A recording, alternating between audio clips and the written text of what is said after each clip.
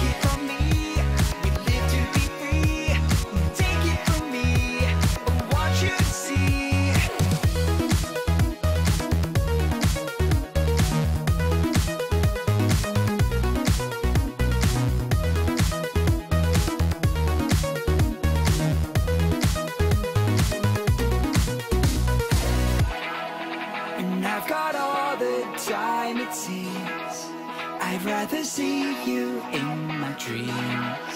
And every chance to dance I'll take, if I can't see you again. We could be listening for answers, waiting to be set free. You came across this moment, and I'm so thankful you shared it with me.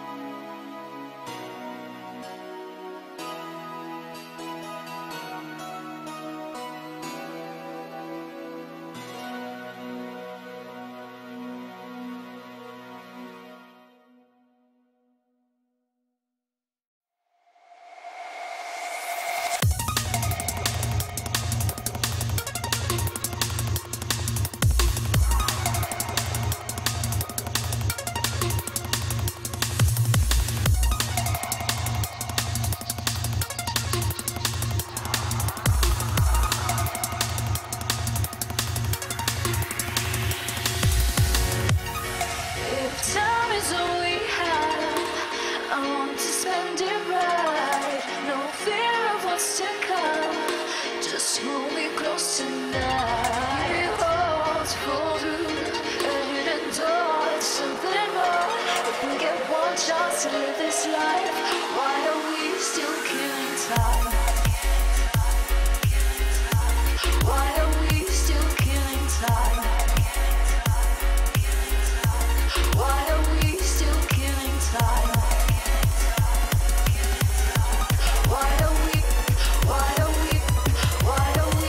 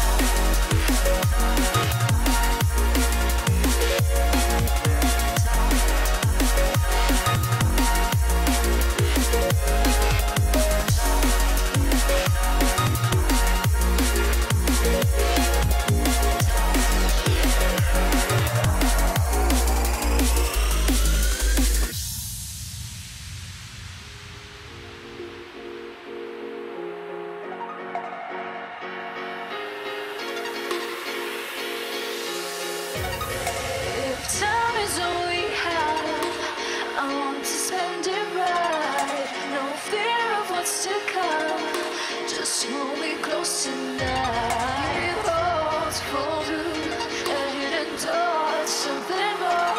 If we get one chance to live this life, why are we still killing time? Why are we still killing time? Why are we still killing time? Why are we, why are we, why are we, why are we still killing time?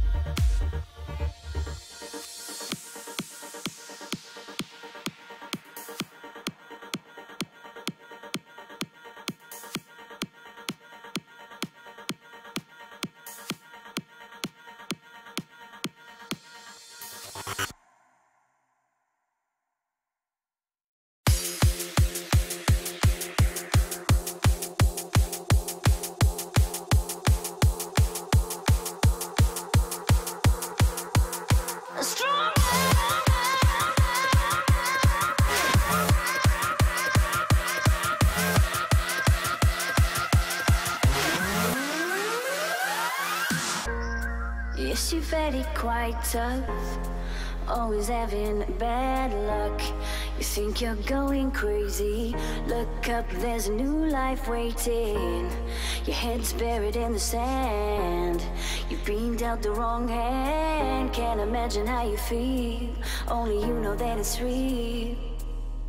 Don't look back, just carry on, carry on, carry on.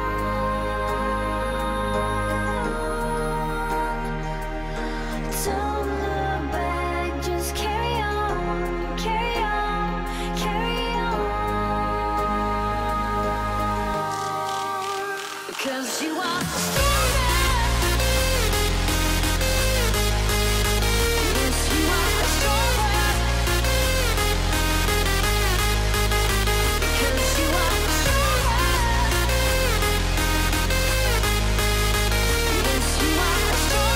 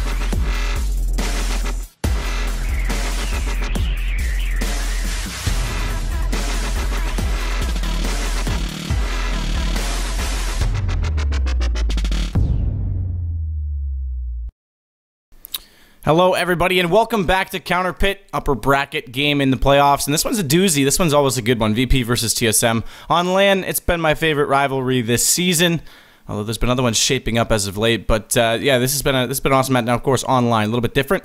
That said, I'm joined by Chewy today. How are you, Chewy? I'm very well, thank you, good sir. How are you? I'm good. I hope you're not tender. I hope you are Chewy. Yes, no, I'm definitely Chewy. Doing alright. Everybody thinks that I'm called Chewy, like as in like a Chewy biscuit or something like that. But it's Chewbacca? Chewy. Yeah, it's Chewbacca from Star Wars. You'd be So my surprised how mom, many when people miss that up. my mom, when she snores, that's what I call her. Really? Chewbacca. Never share a hotel room with my mom. I don't want any of you to share a hotel room with my mom No, anyway. you've landed yourself in there, woman. Yeah, no, if I hear anyone in chat talk about sharing a hotel room with my mom, I pity you, and I'm going to kill you at the same time. So, Wow. we'll move along from this topic. Good start, right? Yeah, it's an amazing start. No, but we're looking at a decent game. So it's a best of 3 today. We'll take a look at maps before we jump over and do our very quick Vulcan segment. But it's a best of 3, as said. So it is going to be Train, which we will start on, Cash Money, and then Mirage if needed. So interesting that we go to Mirage if needed, because we obviously saw TSM play outstanding on Mirage against C9 in the finals this weekend. But we also see VP normally do quite well on that map, so it's almost like a good head-to-head third map. But the first two could be really interesting. Yeah, I'm actually really excited about that map pool. Like, I was hoping that we'd get to see Mirage again, just because it was basically a complete plow from TSM. I know we could talk about the Virtus plow, but Team Solar Mid just showed so much class on it this weekend. But we all know what VP can do on that map as well, so I hope it's a really good contest, and if it is that third and final deciding map, there's a good chance for it to be an absolute thriller, so hopefully we'll get there. Yeah, I always like to see this one go the distance. That said, here's our Vulcan lookup for today. There is a bunch of CounterPit leagues going on, quite obviously. And there's also some CEVO stuff going into the LAN. They've got some stuff already posted up for the first day, I think, along with some matches that are still going on. But either way, we've already entered into 2, but we're going to reevaluate those 2. So let's look at my lineups. If I go to live, here's my 2. Oh, wow, I forgot that. Oh, yeah, this is cool. We could do these, too. Who will win map 1? Let's play this one now. I'm going to go with Flipside over Mouse. I don't even know what that is, but these are the new ones. And then who will win map 1 for this game? I'm going to go... Wow, wait a minute. Oh, this only has the other game. I want... There we go. There's what I want. Who will win map 1? Who's going to win Train? I'm going to stick my neck out and say VP. Go VP on Train. Interesting. Okay, we'll go with that. Being bold today. Who will lose map 1? So this is like... This is interesting because you can go who will win map 1, and then who you're obviously gonna like. You're gonna get one of these right no matter what if you pick the same team for both. So there's like a guarantee you're gonna win something here. But we're gonna go stick with our prediction and go TSM's gonna lose Train. Then that's what you're saying. I don't know. We'll see how that goes. And which team will be winning in halftime? That depends on who's gonna start out CT side. Obviously. Who's better on knife rounds out of these 2 teams? I think Device had a 1-on-5 the last time I saw him knife, so I'm gonna go with like them winning that. So they're gonna be winning in half. TSM will win in half, but VP's going to win. That's what we're saying. Yeah, I don't know. I'm being bold. I know like TSM are a great trained team and everything, but I have a feeling with VP today. I don't know why. There's no kind of prediction towards it or why. I just have a feeling that VP are going to be strong today. Let's take a peek at... I'm trying to find my rosters. I forget how they switch this. I should know all this, shouldn't I? Upcoming. Apparently it's in the results because it's not live yet. Oh, look at all these results. I'm horrible. I haven't won anything. Apparently I did win some stuff here and there. Upcoming. Upcoming. Why are you not showing CSGO? Alright, well, apparently it's under the live tab. Live Fantasy. There it is. They put the other ones in front of it now to promote the new gold betting. So here's a look at our roster really quickly. I went in with the triple up, and I went with 2 off of every team because there's no one that's going to be playing twice today, regardless of winning or losing. There could be certain teams that play, like if this one goes 3 maps and the other one only goes 2, for example, then there's benefits there. But I went with 2 off every team, just because I think there's a good chance for everyone to score some points here. So I went with Device as the shot caller, with Cajun B picked up as well, just because he was affordable. By going with 2 off every team, it actually kept my pay, I guess, the payout for each player quite high. And then I went Bialy and Snacks just for reliability. Chris J is the only direct opper, I guess, if you call Device, he obviously one-sided ops, one-sided rifles a lot of the time. Chris J is only my real dedicated opper for mouse sports, and I went with Dennis to go with him because they're both really aggressive. And then Bondic and then World Edit, who is going to be the main opper now that Simple's out, I guess, when you think about it. So that's who I went with. I don't know if you'd do anything differently. Do you think like there's a benefit of picking up like 3 VP players or TSM players thinking that this is going to be more intense than the other game? I don't know. That's a difficult one. I think, yeah, like you say, I have a feeling potentially that the other game could go to just 2 maps instead of the 3. But I think it's always that safe option of just picking 2 from each team and the picks that you've got there. I don't complain with any of them. I completely agree with Device and Cajun B, and like Device is the shot caller for TSM, so I wouldn't kind of sub them out, whatsoever. And as you said, like that reliability with, did you say Snacks and Bialy? Did you go for VP even? I went with Snacks and Bialy. Yeah, that was the most consistent. But there's a lot of people that went with Next. I'm seeing people in chat actually in here talking about how bad my picks are, and that's probably true. I went through them really quickly. But we'll see. Apparently I'm going to get my ass wrecked. But yeah, we'll go with it. If you want to play, click below the channel. All you have to do is click the promo code or use the promo code CounterPit, either or. If you click that link, it automatically imports it. They'll match your first deposit up to 1,000. And yeah, there you go. You can join in. Lots of stuff going on over there, including the new gold betting, which is really cool. And you can play Jackpot now. Oh, I clicked the wrong one. I clicked the blog, which has all kinds of updates about the team. So if you ever want to read the updates on like what players have been hot lately, go to the blog. But you can actually do a Jackpot over here now, and Mo will be all over this. You can take all of Mo's skins again. Nobody will be complaining about that whatsoever. Not at all, but let's get ready because the players are in. We are going to be going live on Train. And once the players are ready, of course, we'll be going live on Train. Knife for sides, as always, in the playoffs, and then we get into it. Now, Train's a little bit different than it used to be. Obviously, that goes without saying. I know that's like kicking a dead horse by saying that statement, but it definitely plays a little bit different play style. And one of the things that VP's been really good at over other teams is actually exploiting the Ivy highway by coming in and smoking off one or the other sides and then wrapping to the opposite, so they isolate an individual player. They're one of the teams that uses that the best. And I know Envy tried to go with it. Obviously, rest in peace, current Envy. But they tried to start using that tactic, and it hasn't really worked out in the same fashion that it has for VP. So I think they're a really good T-side. Yeah, I think that's one of the big things on like this map called, with Train, because obviously the CT side is that more substantial one and the one that you're going to be expecting to pick up more rounds. But if you've got a strong T side who are confident in their tactics, just going back to this weekend, seeing Cloud9, and I know a team that we're seeing here today, but I really like their aggressive stance on their T side of it, and I really like the way that they just changed up the game every now and again. So I kind of really enjoy seeing the T side way more than I enjoy seeing the CT side on a map like Train, just because I like it, especially as it is a map that's just come back into the map pool where you see new things all the time, really.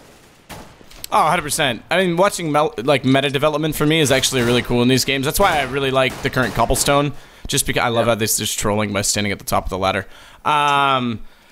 You're dead right.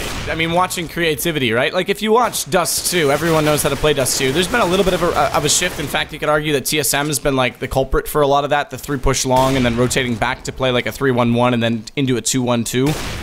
And then obviously by covering off mid in that fashion, a lot more teams are shifting back to catwalk. So there's like slight development, but it's almost like painstaking at times to watch it because it's so calculated. Everyone knows it so well that it's just about who's going to make the first slip up, or unless someone pulls out like a crazy shot. Like, you're relying on something out of the ordinary. Whereas on Train, there is no real ordinary yet. Yeah, that's exactly why I like it, and I'm really glad to see it in the map pool. Obviously, I've not been casting Counter-Strike for that long, so when I first started casting this game, Train wasn't even in the map pool. That's how basically recently it's been. So having it come in here and actually having the opportunity to commentate it and see these teams come up with these new strategies, especially on that T side, as we've mentioned, is something that I'm really enjoying as a caster, and I'm bet a lot of people watching at home are as well. So I'm really glad to see Train in the map pool overall, and I'm really glad that we get to see it here between these two teams, because this is kind of like for lack of a better phrase, like a slobber knocker of a good matchup between these two. I don't know how it's going to be online, but I agree with you when you say like it's probably your favourite matchup in a best-of-3 format this season. Yeah, totally. I mean, specifically on LAN, of course, right? I mean, it's always more intense when you're on LAN, regardless of what teams are playing, but yeah, it's still been an awesome, I don't know, matchup all year. You go back to like March when even Copenhagen games this year in the finals played each other twice. TSM lost both times at that event, and they played at Star Ladder in March. Star Ladder season 12, that would have been, I believe. And TSM had the massive choke on Overpass. They end up in overtime. Taz has the back authentication error in the last round, etc., etc. That had like all kinds of drama and hype. TSM actually ended up winning that one. It was like the first time they definitely still choked, but they like still overcame it to win. And then ever since then, TSM's just been on a tear. But VP, another interesting point I want to make about them is you talked about Train coming into the map pool. The map that left the map pool, obviously, is, if you're new to CS, you may not know, but if a lot of people do, it's Nuke that left. And taking Nuke out was one of VP's stronger maps, just like it was for NIP. Now, the same can't be said, what I'm about to say can't be said for NIP, but for VP, it's actually worked out okay, because this map's turned out to be quite strong for them as well. Because if this map didn't come in quite as strong, then their map pool instantly got weakened by default. So it's really good to see VP be able to pick this up, and that way they stay pretty consistent. Yeah, they are loving this map coming in, I'm sure, especially as you say after Nuke going out and this being the replacement. But we are into the knife round, so you're saying that TSM are going to take the knife and go CT then? That's your predictions, right? I'm going to go with it. We're sticking with it. We made those kind of hastily, but we'll see. It's fine. Everybody They're not starting off the way. Casters get things wrong, so it's fine even if you do get That's it wrong. That's why I'm everyone's favorite caster, right? Yeah. So that's all it's about. It's just as long as the casters get shown up on stream, that's all that really matters, I swear it is. But you were right, so... Oh, there we go. We started off well. Alright, well, TSM will start out CT side, so hopefully they should be able to pick up the lead by halftime. But we'll see. I mean, again, VP is very good at utilizing smokes at Ivy and isolating individual players. Now, TSM might be aware of this. I don't know how many times they've actually met on train. Again, though, meta development, it changes every game you play. You can't really rely on what you've studied. But I mean, defaults are defaults, but again, every single game, it's like someone breaks or finds a weak point and they just exploit it. So if B works, that's where they'll go. And it looks like that's where they might go off this pistol. We are live here on train in the first map in this best of 3 in the upper bracket semi-final of the CounterPit League, and let's have a look and see what Virtus.Pro want to do on this first T round for them. I think it's, you know, important here to pick up this pistol round and then try and convert it, because we do see it quite often now where the T side will make that fast, rapid entry onto the B bomb site and get the bomb down and potentially win the pistol round, but then there's a good chance of the kind of eco win for the CT side in the second round, so you've really got to be careful if you can convert your pistol round. Really interesting that we saw 2 nades bounce out through the window, but no smoke so far. They don't have any to work with, so it didn't actually allow them to walk down that ramp quite so easily as they were hoping, and that means TSM, they can just line them up. There's absolutely no hindrance to take the site whatsoever, and now Pasha, he's in behind the green train. He's the last one left, and they've already spotted onto him. He's down to 38, 22, 1 HP, still gets 2 kills, surprisingly. But the 1 HP won't be enough to battle Zipnix, who comes around from B. He was the solo player on the inner site, and still gets the kill. And I want to see how VP are going to use smokes once they're able to bring out the utilities. Because again, I mentioned it at Ivy, but Taz is another player that always uses that B window in inner to nade into the site, both directions, T side and CT side. Well, TSM, as you do say, do pick up that first pistol round. It was clinical. Virtus.Pro left with little option but to go to that A-bomb site. And Neo with the Deagle trying to do some damage initially will not occasion be down to 42 HP, and it doesn't surprise me to see Virtus.Pro kind of force up 5 players with armor here, upgrading the pistols as well. They didn't get a bomb plant in that last round, so they won't be able to go for that third round early buy. But so far, actually really good damage done from Virtus.Pro in this second round. Yeah, in fact, they lead the way in terms of damage right now. Caged B on very low. Device, though, waiting at the bottom of the ladder, and Device caught Taz's feet dangling, so he didn't quite come in the same fashion he was hoping. Able to pre-fire it, but now he's taking some damage. 12 HP. Cage and B going to play so conservatively. Up on top of the control room, 2 players trying to enter from Ivy. Dupree's going to take them down easily, and that leaves Snacks, although he has the bomb. It'd be interesting to see if he could find a way to plant this. Because if he could at least get that for his team, it would be a win, but all 5 players remain up despite that early damage, and they know exactly where he is. Yeah, tricky situation for Taz, Snacks even, so the best he can hope for in the second round is just to save that Tech 9 and the armor that he's got in hand as well. It looks like Device is going on the run though, and will head into T-spawn and pick up the final kill of that second round. So no casualties whatsoever for the Danish side of TSM. Good start for them, and they'll be able to extend that economy now with nobody having to rebuy. So you would expect just pretty much a full eco here from Virtus.Pro, get this round over and done with so they can get into round number 4 and buy up those all-important rifles. And no upgrades either. For TSM, no need to. They're just going to build up their economy so that they'll be able to sustain a second buy if they lose the first gun. And if VP lose enough players in that first gun, it would essentially reset their economy. So basically, they're just playing the long game right now, TSM. It'd be interesting to see if they actually even upgrade the SMG that Device is holding. Because he can just continue to build cash with it. It's the gamble play, but they're going to rush hard. VP, they're already on Dupree, and he gets caught up. He doesn't jump around the corner. Just collects the edge of that cart on the side there, so his escape plan get foiled, and now it's going to be Snacks to pick up a rifle. Easy shot to Device, looking alright right now for VP, because more kills in this round than the last, and another one coming for Pasha over the top of the stairwell. But Zipnix is still holding on, and that leaves Pasha's the last one left, 1 on 2, and very low HP. So well held by TSM, and I naturally expect, never mind the lack of upgrades, because these 3 down, they'll go straight to full rifles. I mean, that was really well played from Virtus.Pro. I kind of like that push. They all went in holding hands, running in together pretty much, just overwhelming that one player and then being able to utilize that FAMAS rifle that they picked up to do some economical damage. It was kind of the best that they could really hope for in that situation. So killing 3 players, you know, not bad for Virtus.Pro there. And we do see them buy up 5 AK-47s to start things off in round number 4. And a double up setup coming in, interestingly, to start things for Team Solar Mid. A really good push out toward Ivy, but that's caught by Pasha because they dodged that first flash. Neo gonna drop a decoy. Back down the stairwell. Just waits a ladder to see if he's gonna get pushed out because he wants to get an entry here so they can split on the outside site. Nice shot by Dupree. Catches Pasha on the top of the box looking for that boost. Taz puts the default smoke on lower. That might have to hold a player inside the site because they're going to think they're going to push lower and Devices winning the exchange. This is all coming back to TSM. They're finding the picks right now. Virtus.Pro just getting caught off guard one by one. Now it's Neo's turn to get back at least into Dupree. Devices on low HP. Chance he could have found him, but the smoke was out and in his way. Yeah, they do have time, but TSM just look in a really great position now. They've got players who can easily rotate if need to. You can see Zipnix, I think that is, who's actually in the connector area in between the two bomb sites. But let's see what Taz can do. Caught up. Cajun B is going to be the man to find him first by the looks of things. Who will pick up the shot? And there we go. Now Neo left in a tricky situation, and that's a shame for Virtus.Pro because I think they got the first 1 or 2 frags in the round.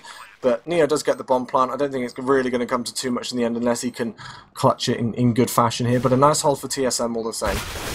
Again, and they only had the 2 upgrades coming into this round. And that bomb plant was interesting because Neo started to plant that, and Zipnix was already committed that he might have been going in or to do that. So by the time he realized he'd heard the bomb going down, it was already planted.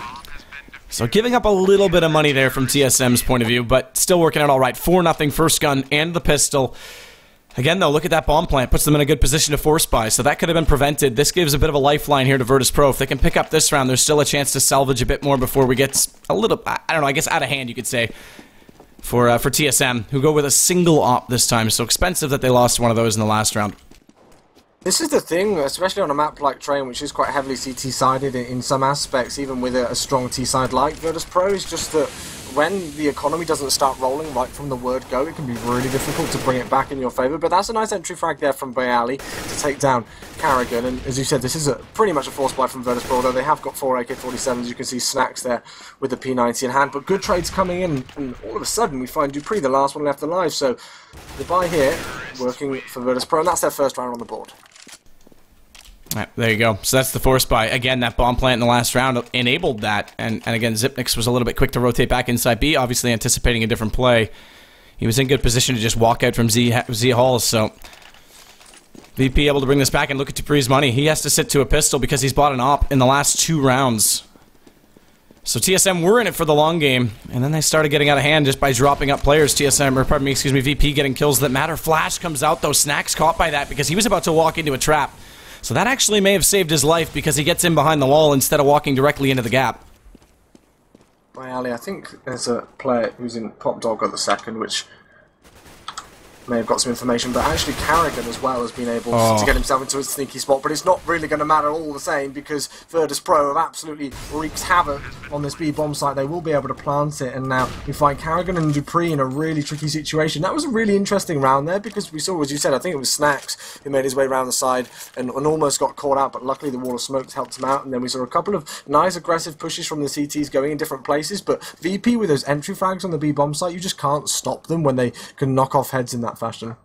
Apologies for the overlay. I actually don't even know how that got hit. I must have hit it with the edge of the mic, so my mistake. Hopefully that wasn't up for too long. Either way, we are back into it. VP did take the inner site with Fashion, and in fact, they'll get all of the remaining TSM players. No, they're not going to get Kerrigan. I lied.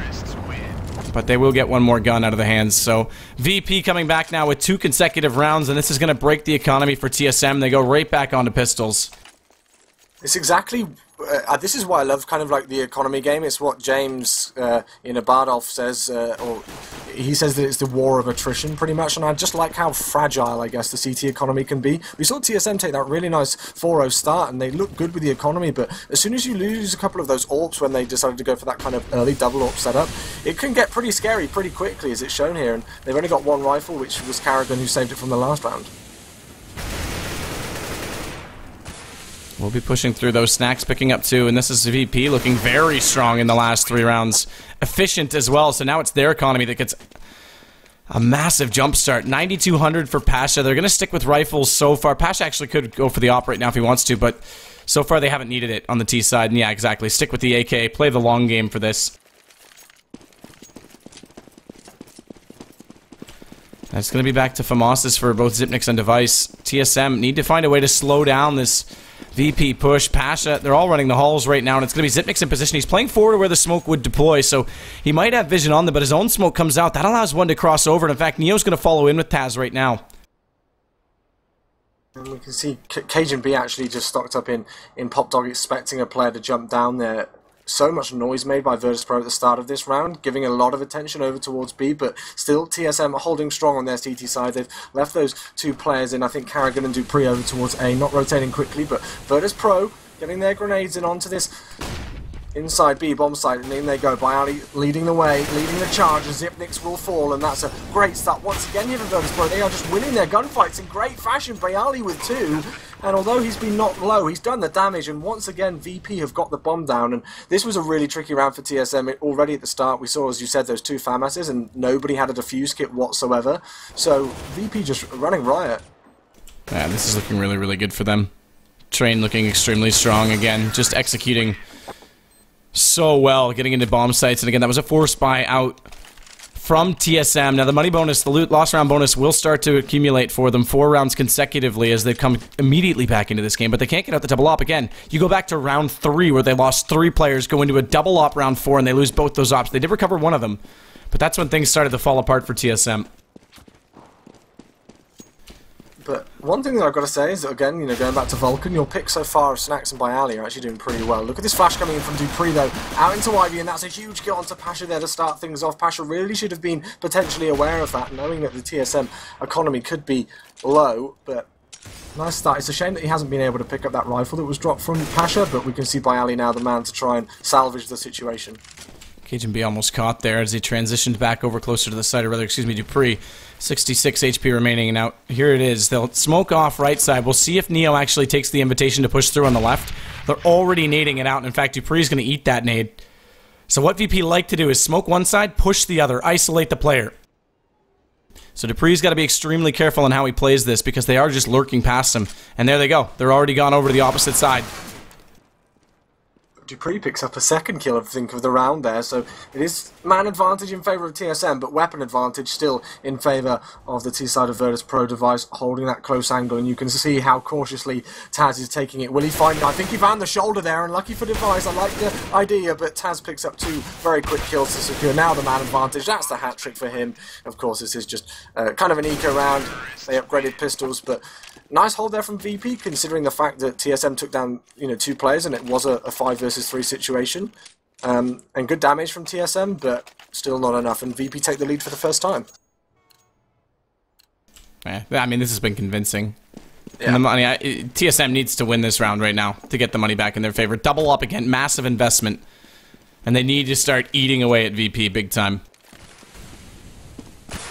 Bialy gonna rush past the smoke. He's already passed Zipniks. He does lob out a little bit of a nade, but it can't get the damage in, and they trade it. He doesn't even get the first player. Massive damage on Pasha, but not a kill. Dupree down to 1 HP, although he picks up Pasha. This is going to hinder his ability to go for the retake, and Cajun B gets in with the op, but look at the smokes. Completely in his way. Now they're pushing forward as well. They need to be aware that Pasha is up close as he flashes himself through, catches both. Easy kill on the first. Kerrigan goes down. Luckily recovered by Cajun B, because they have to win out this round, but it's traded back. The refrag goes to their favor in the HP. 16 and 1 for the last 2 players on TSM. Virtus.Pro might just take this half very convincingly on this round alone, because the money is out of control. TSM lose device. That's the other op, and Dupree, he's still inside. He's still committed. 1 HP. He's caught. He's down. 2 players remain up. Doesn't even matter. They've got so much money on VP's side. I just love that push by Ali once again, entry fragging on that inside B bomb site. He's done it time and time again, just knocking heads off the TSM players, and it kind of seems like VP are taking a leaf out of C9's aggressive T-side train stats that we saw at the weekend, and I like it, and this is what I wanted to see from Virtus.Pro. This is why I kind of thought that they were in with a good chance of potentially taking this map. Obviously, we've still got a long way to go, but they've just got such good T-side strats on here, and they're looking really confident already. Despite losing those first 4 rounds, they've just brought it straight back to TSM, and once again they've absolutely demolished their economy. And Neo actually picked up one of the ops in the last round, so he's got a T-side op, and they gave it to him because he had the front spawn, and we already saw the damage. He didn't get the kill, but he got the lag shot onto device when he crossed over from the main connector. Nice shot by Cajun B. Puts the deagle into Pasha, but it's going to be Taz dropping down the ladder, taking out device. That opens up the site entirely, and Neo's just got to basically hold them out. He might just play the decoy right now, not even hit the shots. Finally does. Well, that's the last player remaining. See if he can get the additional bomb plant. Does Neo? No, doesn't happen. So not an extra bonus for him. But either way, Virtus.Pro 7 rounds unanswered. TSM, I have to say they looked convincing after the way they started out. It was extremely efficient, and then it just broke instantly. And that's the thing. That's what CS can do to you at times. And obviously, when the momentum isn't just going in your favor mentally, and you're not quite feeling in it, and then suddenly the economy obviously is a big factor as well, and your money's not helping you out. They have got that lost round bonus coming into play, but still, Virtus.Pro are looking really confident, and they are 1 round away from already securing the half win. And just to pick up 7 rounds on your T side of train is a really good start. So the fact that Virtus.Pro have got way more rounds to play with is great, but Cajun B responds onto Snacks, and that's a good starting frag here in round number 12 for the Danes. Good shot by Cajun B again. So this gives them 2 up. Need to build off this. They're going to send Neo out on a bit of a lurk right now just to see what he can find. But Device is playing the off angle down below. Spots his head. Doesn't hit the shot. That gives up his position as well, though. But he may have... Okay, that smoke did bloom far enough. No, it didn't. Yeah, Device can still duck under that. That's what I thought initially, is that he's still going to be able to see through that. But Neo's backed off it. They look like they want to head down the ladder. Bialy going to follow Taz. And so far, so good. TSM aren't rotating. They're actually reading this correctly. Zipnix has played back over to lower, so he's in a good spot to spot them up when they come down. First off, doesn't hit the shot, but they line up. He's going to nail both. Bomb goes down, and it's an assist because Bialy actually team kills into Taz due to the lineup. Now Zipnix down to 9 HP. He's bailed out by Kerrigan.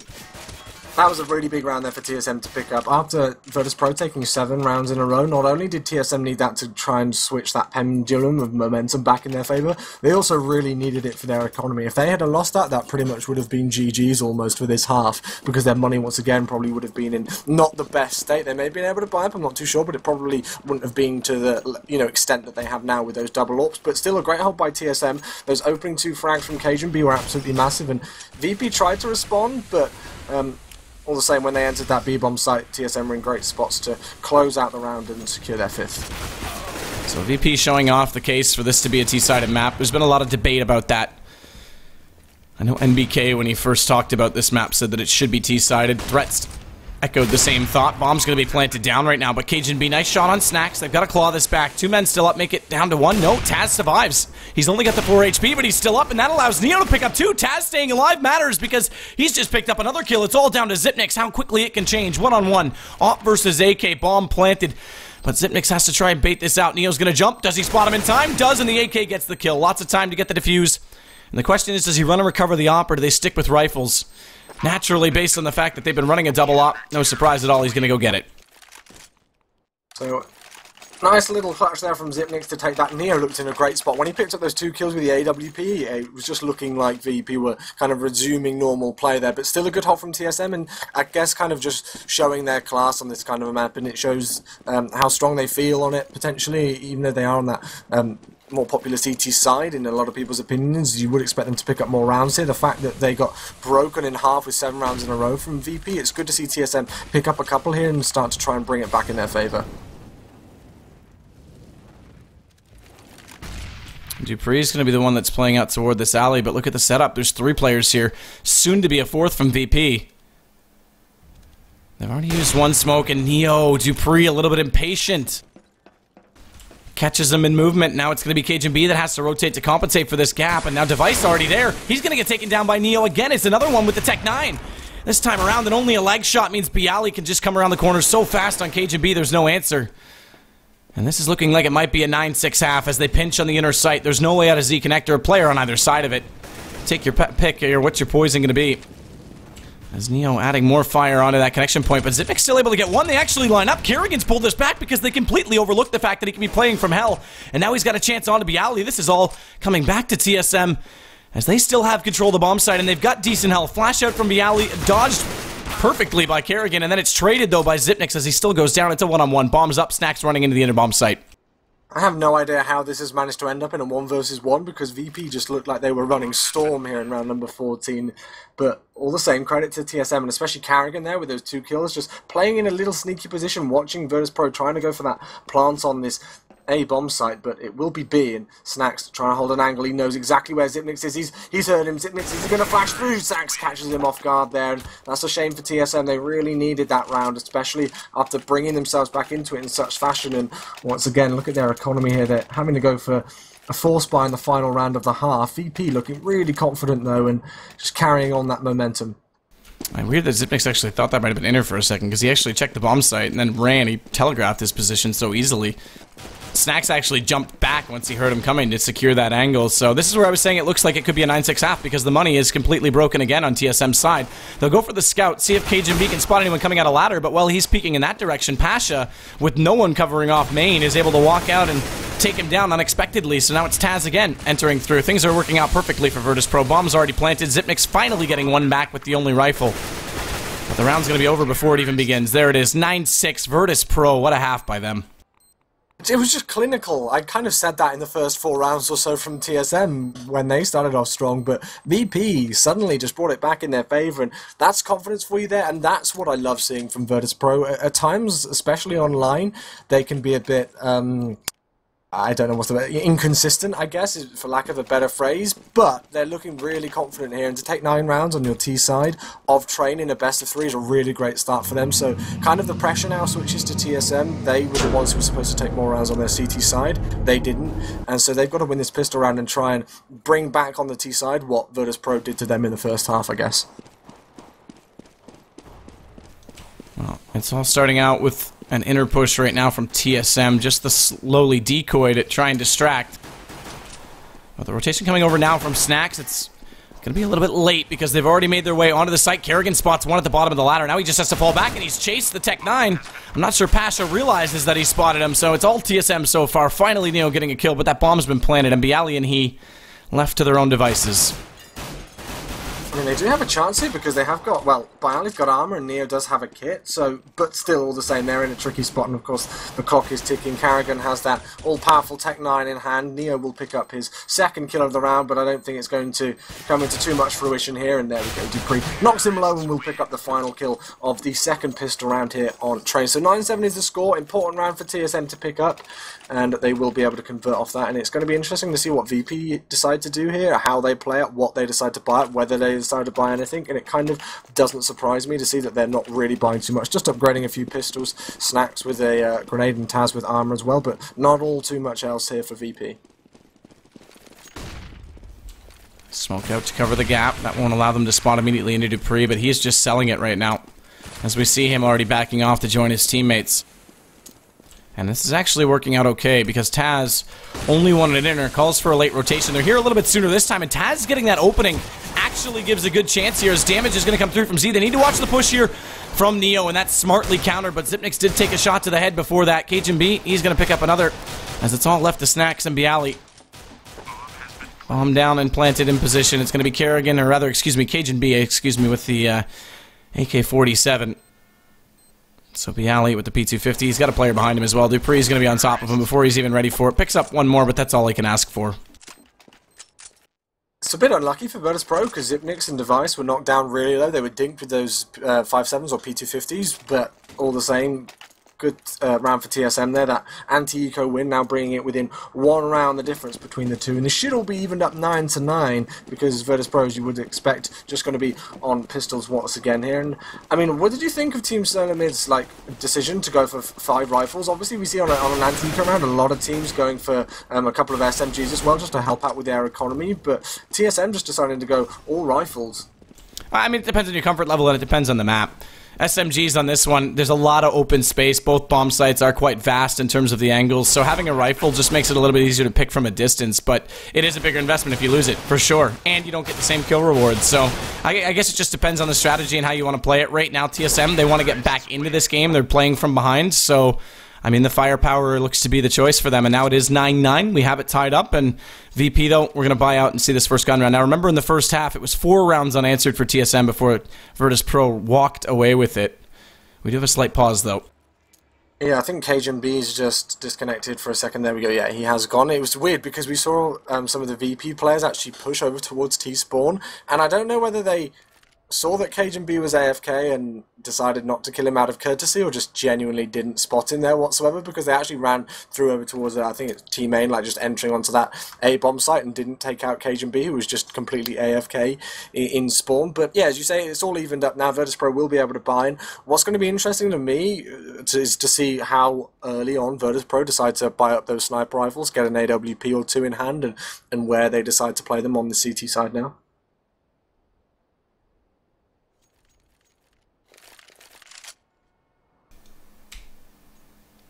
Yeah, I'm interested to see what the body's going to be for VP. We saw them go to the op late once they picked it up from a dead body, but they never actually really invested into a T-side op. But obviously we saw TSM go double op most of the half, which in a lot of cases you could argue was their detriment, especially early on when they didn't really have the economy to back it. But we'll see if VP, I expect, yeah, there you go. Expect to see at least one come out. And it's going to be Neo again that actually grabs this.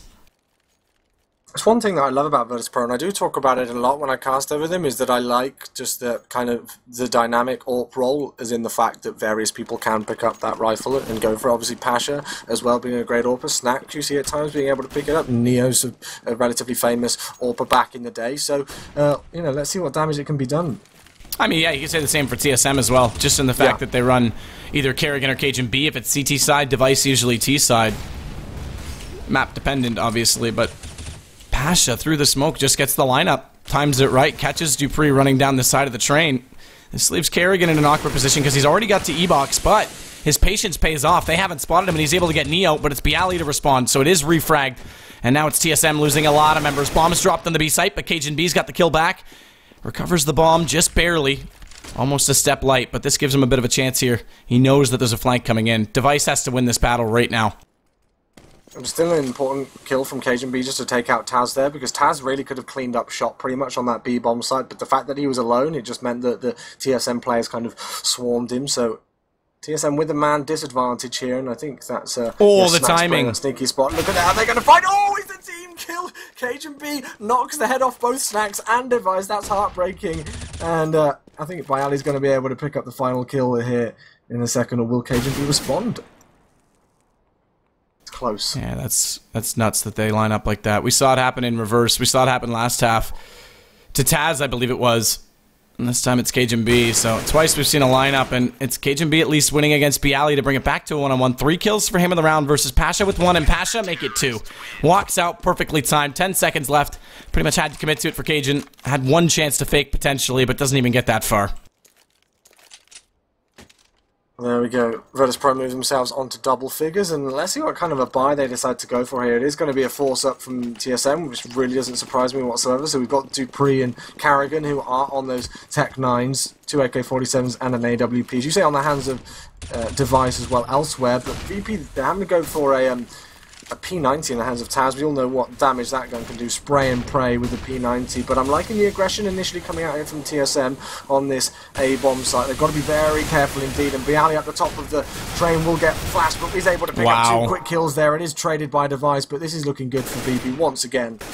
Yeah, picking up that double on top of the train really changed the round, because this was a similar situation where TSM this time lost the first gun, but because of the huge investment, we saw a scout come out, we saw the P90 come out, there was still a chance to break VP. And it could have been similar to the first half, except in reverse, where TSM suddenly get the momentum rolling for them. But those 2 kills on top of train by Bialy, not traded, like able to pick up both with the FAMAS in that position, that's a little precarious. That needs to be picked up by TSM, so very low HP left for Device. It would be beneficial for him to potentially hold on to this weapon, but doesn't look like he's in a great spot to do that. In fact, very exposed right now.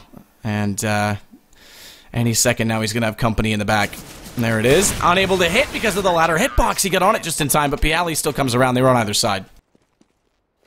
Well, there we go. 11-9 will be the score on TSM with their economy. This is the thing now where they could be in danger of kind of doing what we see some T-side teams do, just forcing up as many as they can into trying to break the CT side, even with a weaker buy. But they are going for pretty much a full eco here, which I think is the better decision, although it is going to pretty much confirm that VP move on to 12 rounds. It is the safer choice.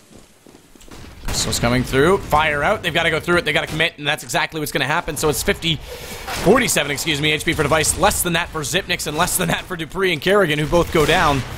Add it to Zipnix, and the death tally is now it's Device. Whose turn is it next? That would leave Cajun B. He's the only one remaining, he's the only one left to die.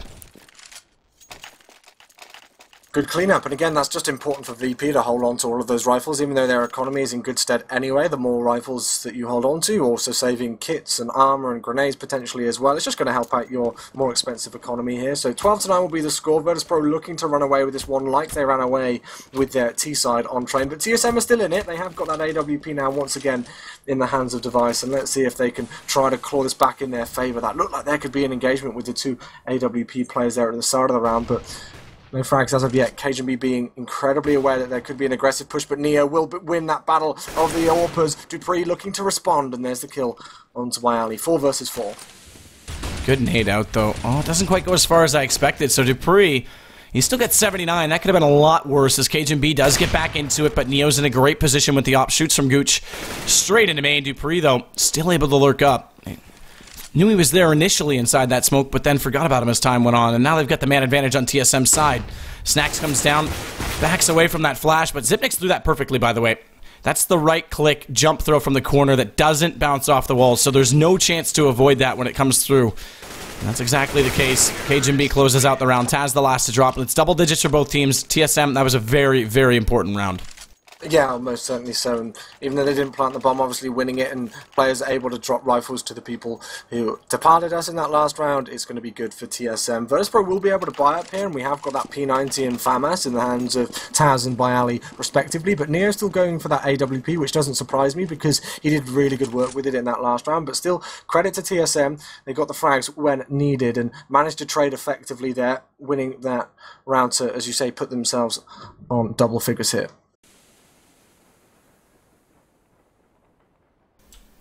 See what Device can do with the single op. Spam through from Snacks. Let's do a little bit onto Zipnix, but basically just by default. Haven't spotted anyone outer. Might as well take the chance that they're heading inner. And they've actually rotated a player over it in the form of Neo to compensate for that. So we'll see what he can do as he hovers upper with an op. Definitely a strong position to be in.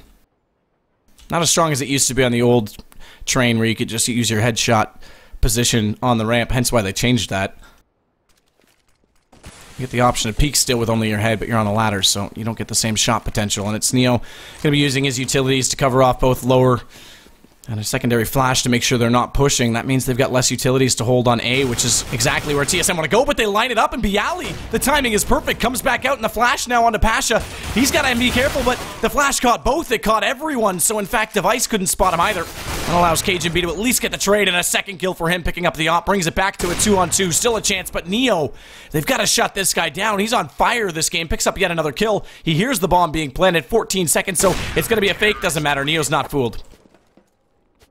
Top stuff from Neo. He's already dropped 20 frags in this game, and he's really just helping the Virtus.Pro side through. They're all doing their jobs really well, but Neo's kind of been that standout player for me, especially now on this CT side with that AWP. Kind of one of the standout players in the first half was Bayali with those entry frags on that B-bomb side, but now it's Neo with the AWP for Virtus.Pro. TSM unlucky there. They managed to, trade some of those frags and try and bring it back in their favor, especially after Bayali with that, I think it was the double FAMAS kill to start things off at the start of the round. But it wasn't enough, and you can see them now. Their economy is not in a good state. They're smoking things up on the A-bomb site. They have gone for the force by only one rifle, but look at Bayali. He's feeling so confident here on train. First kill into KGB, pushing aggressively over towards T-spawn. It will be traded. So once again, we are up in a 4-on-4. Not if Nax has got anything to do with it, although once again, it's traded here. The Rec 9s, or Tech 9s, obviously, still doing damage. Good shot by Zipnix with the Tech 9 through the smoke. A little bit of a spray. Gets lucky, but it's still Snacks. He's just been darting around these trains undetected so far. He's already got 2, and I think he may have just spotted the shoulder of Zipnix. So he'll wait for him to come back down the ladder, and Zipnix has been playing on this position pretty much the whole round, just trying to bait someone out. Get another shot. Look at his HP, though. He's so low. And there it is. The round's going to expire. It's going to go to a kill from Taz. It's going to put us on 14 for Virtus.Pro, looking pretty solid.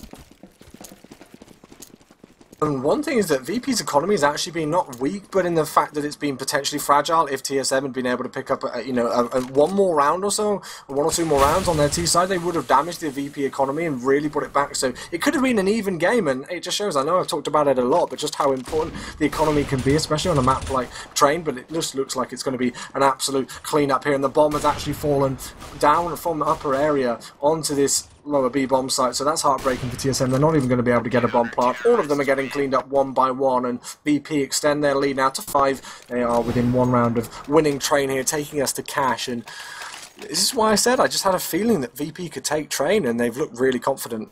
No, this was a great prediction by you. I mean, the other thing to look at from TSM, KGB, always the rock online. He's usually the rock on lane. Online, he doesn't always come through, but him and Zipnix looking solid. It's Device that's a little bit behind, so he's going to have to step it up. He's got the star power name on that team right now. Obviously, after last land, KGB is making a case for it, but usually Device is a flashy player, and there hasn't been much from it. All those snacks. Look at this again. Just the movement mechanics through those trains. It's his playground. It really is. He gets behind them just by bunny hopping through the fire. It's KGB to get one, though, in return. Now make it a double. Bialy has to turn back, finds Device. That's the bomb. That's the game. There's no way that that could be recovered by Cajun. So 16-10, that's pretty convincing. Yeah, it is, and a consistent good performance from Virtus.Pro. There was nobody kind of standing out on the scoreboard in terms of, leading the way heavily with frags. It was just, well, I know I've used this term a lot already this map, but I'm going to use it again. It was clinical there from Virtus.Pro. They looked so confident after their T-side, and they extended it, even though TSM took, I think they took both pistols and then converted all the rounds after that. So let's not forget that I believe 6 of the TSM rounds out of 10 in total were the pistol rounds, and then obviously like the converting rounds after that, if that makes sense to you all at home.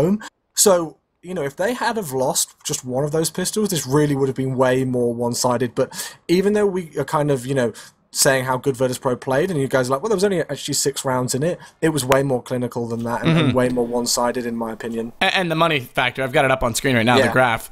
VP never really had to eco. They forced out on round 20, but every other round, I mean, this just looked awesome. TSM, on the other hand, 1, 2, 3, 4, 5 eco rounds where they had to basically sit back and concede, and they didn't win any of those. So none of those went there. Actually, I take that back. They would have gone. This is the thing with the graph in CS. The colors inaccurately represented because the graph stays the same for both teams regardless, even though the round goes the other way. So the blue line on this is actually VP, and this is TSM, even though, anyway, it's confusing. But regardless, TSM had a lot more ecos. Please fix Volvo.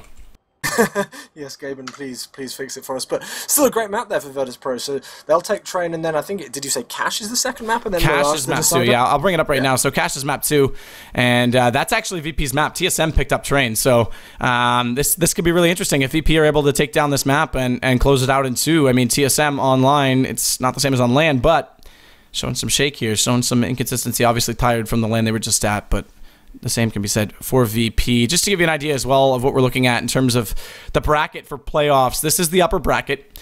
Loser of this will drop down to play either Penta, Mouse Sports, or Flipside Tactics, which that game's going on right now simultaneously. I believe it's on another stream. I don't have the stream link for you, but you can definitely find it on Twitch. So Mouse, Flipside are playing right now. Winner of that plays Penta. Winner of that will play...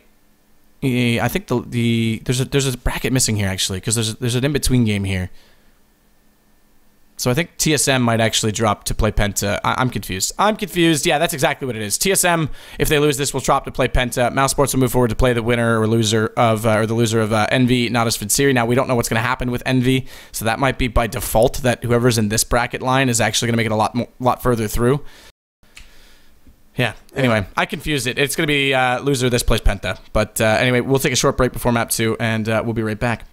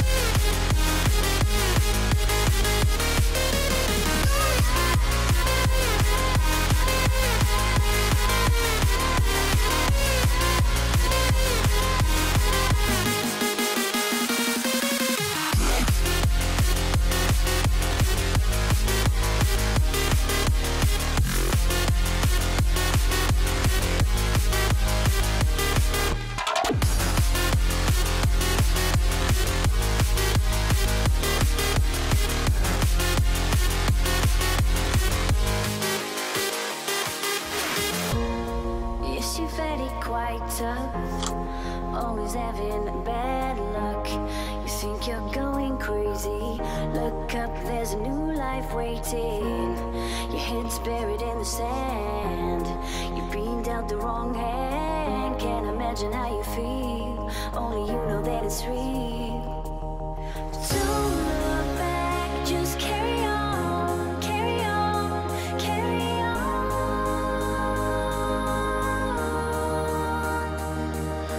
Don't look back, just carry on, carry on, carry on.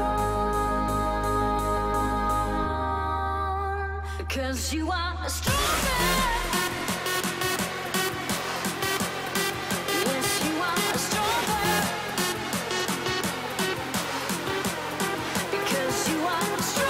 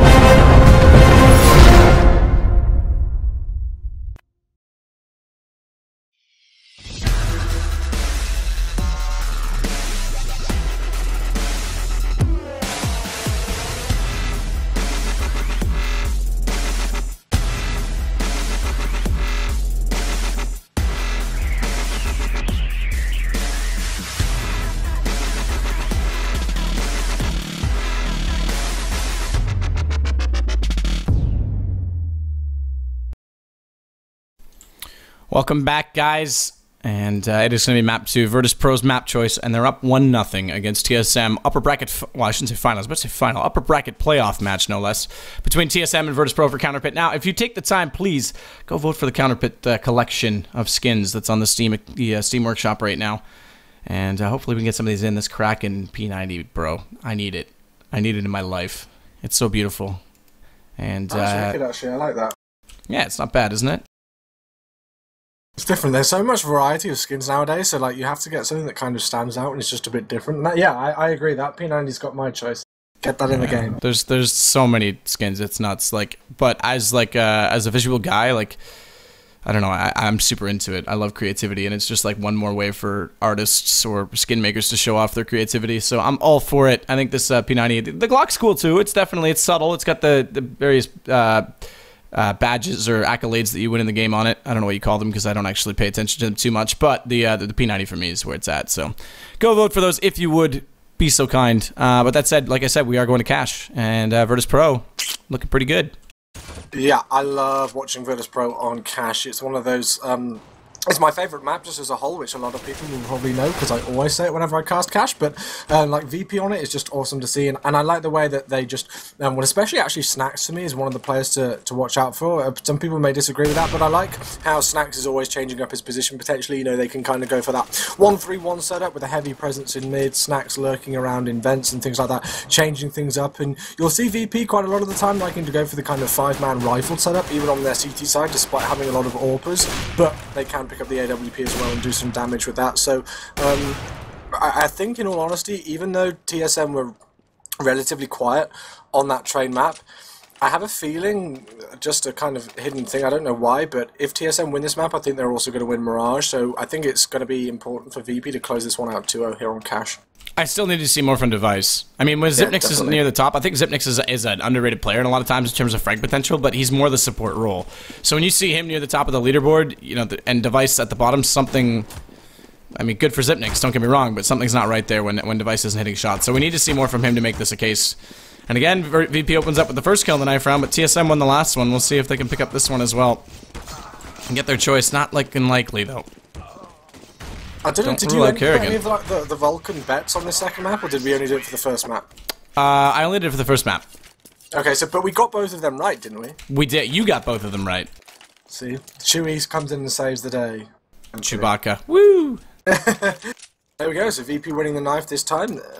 Let's see, because TSM won the knife and lost the map, so let's see if VP win the knife and lose the map on cash here. I don't know if that would be any sort of, like, there's weird statistics to kind of back those things up, if there was ever kind of like a graph to show if that ever happened, but still VP obviously favouring this CT side, which you would expect here, so let's see what TSM try to do on their T side strats. And actually going to put a lot of pressure on Pasha right away, but somehow, when you run that many people toward a pistol round at B, they don't look toward Checker. And that allows Pasha to put in some early damage. Not the kills, but Bialy will pick those up. It's Cajun B eventually working his way to the back of the site and getting the better of him, getting the plant potentially down here. But they're not in position just yet to secure all the post-plant spots because already Snacks is on their heels. He's come around from B main and he's taken down Kerrigan. This allows Neo to get inside the site before they can even get off the platform. Luckily, Cajun B, though, he's going to pick up another. Dupree does his job and gets another one. It leaves us down to a one-on-one. Taz, he's got very little HP to work with, and Cajun B takes full advantage of that. Yeah, nice triple there from Cajun B. Great entrance onto that B-bomb side. It looked good for VP, but the trades went in their favour. I actually kind of like the way that VP actually decided to push Kerrigan with 2 players at once and force one player through like B-Toxic and then one through Vents to try and overwhelm the Tech 9 player, but still, really great hold from TSM, and they will reward themselves with those all-important rifles in round number 2. Good start for the Danes. So Snacks blows out the vent from mid to take a little bit more control. Need out over top a boost as well. And then a full rotation to a stack on A. A 4-man stack on A with just Snacks remaining inside those vents. So gamble play right now from VP. And it may actually work out because they haven't fully committed to B, interestingly enough. They're actually still waiting around outside A main. Now, this was the interesting part of it, is that initially they pushed 3 into A main. 2 of those 3 players have fallen off of it. But if they push through, there was a chance for them to actually overwhelm and catch TSM off guard. Now it's back to a more default play. It's not a frag shit, though. Like, this has been really slow. Which you kind of, I guess you kind of expect from TSM on like an anti-eco round, just taking things cautiously, but still it's been like almost abnormally slow. And with the bomb plant down in the first round, they went all for rifles. This is a map where you'll actually see more commonly SMGs come out, so TSM are just sticking with the old school style right now. And they're actually going to get close to the site. Kerrigan wrapping around, able to pick up Neo at quad, picks up a second as well on Pasha as he pushes forward. Not looking too bad at all, but Bialy's still inside the site. He's got low HP on Cajun B, and he's dropped the bomb carrier. This gets a little hectic now for TSM because this will slow down the play a little bit, and Snacks is coming in for a flank. Question is he going to have position or line of sight? He's got neither. And left on 36 points of health. He's in a tricky spot. Great damage done by Virtus.Pro, and if he can pick up this clutch, it'll be huge. He caught the shoulder of Device there. He's given away his position, and I think Kerrigan knows exactly where he's going to come from. He's left low on health, but Kerrigan will pick up the headshot with the Tech 9 there to confirm the second round. Good damage dealt by Virtus.Pro, but TSM still managed just about to take it here. 2-0 score, and they will be able to rebuy and drop some of those AK-47s for teammates. And keep in mind, this is now 3 pistol rounds out of 3 that have gone to TSM. That's true. So we'll see how this one pans out, because obviously, like you said last time, there was really 6 rounds out of the 10 came from winning pistols. They only really won 4 other rounds. It's a bit of a problem. Nick's just covering off to make sure they're not going to push into A main. It'll be interesting to see how much pressure VP put onto A main if they want to stay aggressive throughout the game and try and hold them off with that flashbang. Because that really changes your default massively. Specifically if you give up lockers or give up any early map control or even just awareness. But Cajun B so far holding on. Going low on HP is Device and Kerrigan, but so far the kills are all adding up in their favor. It's Taz down to 14. He's the last one remaining. He's stuck at sandbags. And he hears one above and he hears one in front. Which does he choose? Unfortunately, neither were going to be the correct call. And 5 players left alive there for TSM, so good stuff. Their economy is in very good stead indeed, and now we do see Virtus.Pro buy up. So this is the thing I said about how you can see VP go for that kind of 5-man rifle setup on the CT side, but also as well, they've got an AWP player. Neo was on form with the AWP on the CT side of Train, so in a way it really doesn't surprise me to see him pick it up here. And will he get the entry frag flash just as Cajun B comes over the top, and he will miss that shot. Sees a second player over towards the vents here, but this is what I love from both of these teams, just this heavy mid presence, trying to get control of such a crucial area of the map. Those were not meant to be boobs, by the way. Those are meant to be eyeballs looking at the score. Either way, it's Neo that starts it off with the Bialy has a good crossfire set up with Pasha right now, should anyone even attempt to go to the Ward to B tunnels, but so far it's mid control that TSM want, and it's mid control that TSM, or excuse me, that Taz will take back by taking down Cajun B. And Neo's just going to wait for the call, because he's got the AWP. He can still cover mid if he needs to, or go toward B. And again, that crossfire was waiting all the while, and each of them picking up a kill. They've fallen back inside the site, and that's the right call. Zipnix with one shot from the AK, but it's well held. Yeah, really well held there from VP. And again, it's kind of, I always say, I don't think it's crucial is not the right word, but I always like to see when teams, you know, lose those first 3 rounds and then are able to pick up the first time, you know, when they get that the first rifle buy in hand and they pick it up, because it's important for economy, it's important for momentum, and various other factors as well. So Virtus.Pro entering themselves here onto cash with their first round on the board. Of course, TSM taking 3 rounds at the start will be able to rebuy here, and Device has got that AWP in hand, and it looks like he's going to go for a battle with Neo. Neo just saw the shoulder in there, and Device will lose that battle just when he really didn't need to. So once again, a good opening start from Virtus.Pro. Yeah, this is working out all right. As now Neo this time, he heads back over to A main. Catches Kerrigan completely in the open once he gets there. Kerrigan getting a little bit too aggressive, trying to find that angle toward the truck with the AK, and no idea that Neo was on his rotation, so that gives another free kill to them. They've got to play this back here. How does TSM even get back into this map so far? Well, one way is to head toward B, because they've already pulled rotations toward A. They're going to slowly work themselves back, so they've got to act quickly and swiftly as Snacks is out on the flank. Neo's controlling mid. Slowly but surely, they're going to figure out the fact that TSM, they've got to be at B. And no one's really peeking. Cajun B does spot up on a generator. Has to fall back, though, because he doesn't hit the shot. And Pasha, he knows, is on the site, so he just has to walk out carefully and take the last shot. As Dupree wants his way in, needs to get at least 1 kill. Does find the first, finds the second as well. And as does Zipnix. This is looking all right. Turning back. Great awareness from Dupree, knowing that surely someone had to be coming through the vents. And they bring it back down, surprisingly to their favor. Palm plant down, add another one to the total here, because the bomb, essentially a 3rd man on the map, as it draws Snacks to it. Flash comes out, Dupree. Not aware that Snacks is there because he's dodged it and was so far to the right that he's not going to spot him. So this actually means Zipnix might get caught off guard. That's going to be the case, but doesn't get the kill, and that allows Dupree to recover. It's 4-1 TSM. What a turnaround from a 2 versus 5. Was that a kind of a touch of complacency there, do you reckon, from the Virtus.Pro side? Because, yeah, 5 versus 2 looked in great stead. They had great control, and then suddenly Dupree, with that AK-47, just ran absolute havoc on them. So I don't know if it was complacency, but still, Virtus.Pro were certainly woken up after that. Yeah, that's insane. I mean, just those 2 entries, and everyone was, like, surrounding them. They had a perimeter, but they weren't in position to get through the vents that quickly, and Dupree turning back, taking down the player in the vents was pretty nuts too, because that allowed them to get the post-plant positions easily. And now they've got the guns, and the shoes on the other foot, as Neo realizes quite quickly, trying to push inside the big garage with only the P250, that Cajun B was waiting for him to arrive. And now it's Kerrigan looking to do the same position at mid. It's going to be Taz that gets dropped down. Bialy at least picking up 1 kill, staying alive, avoiding the spam as well, as the Glock has to come out, and Zipnix just barely landing that shot. Still ample HP left on him, though. 74 puts the bomb down. It's a 4 versus 1, and it Snacks again, who, once again as well, is on the flank.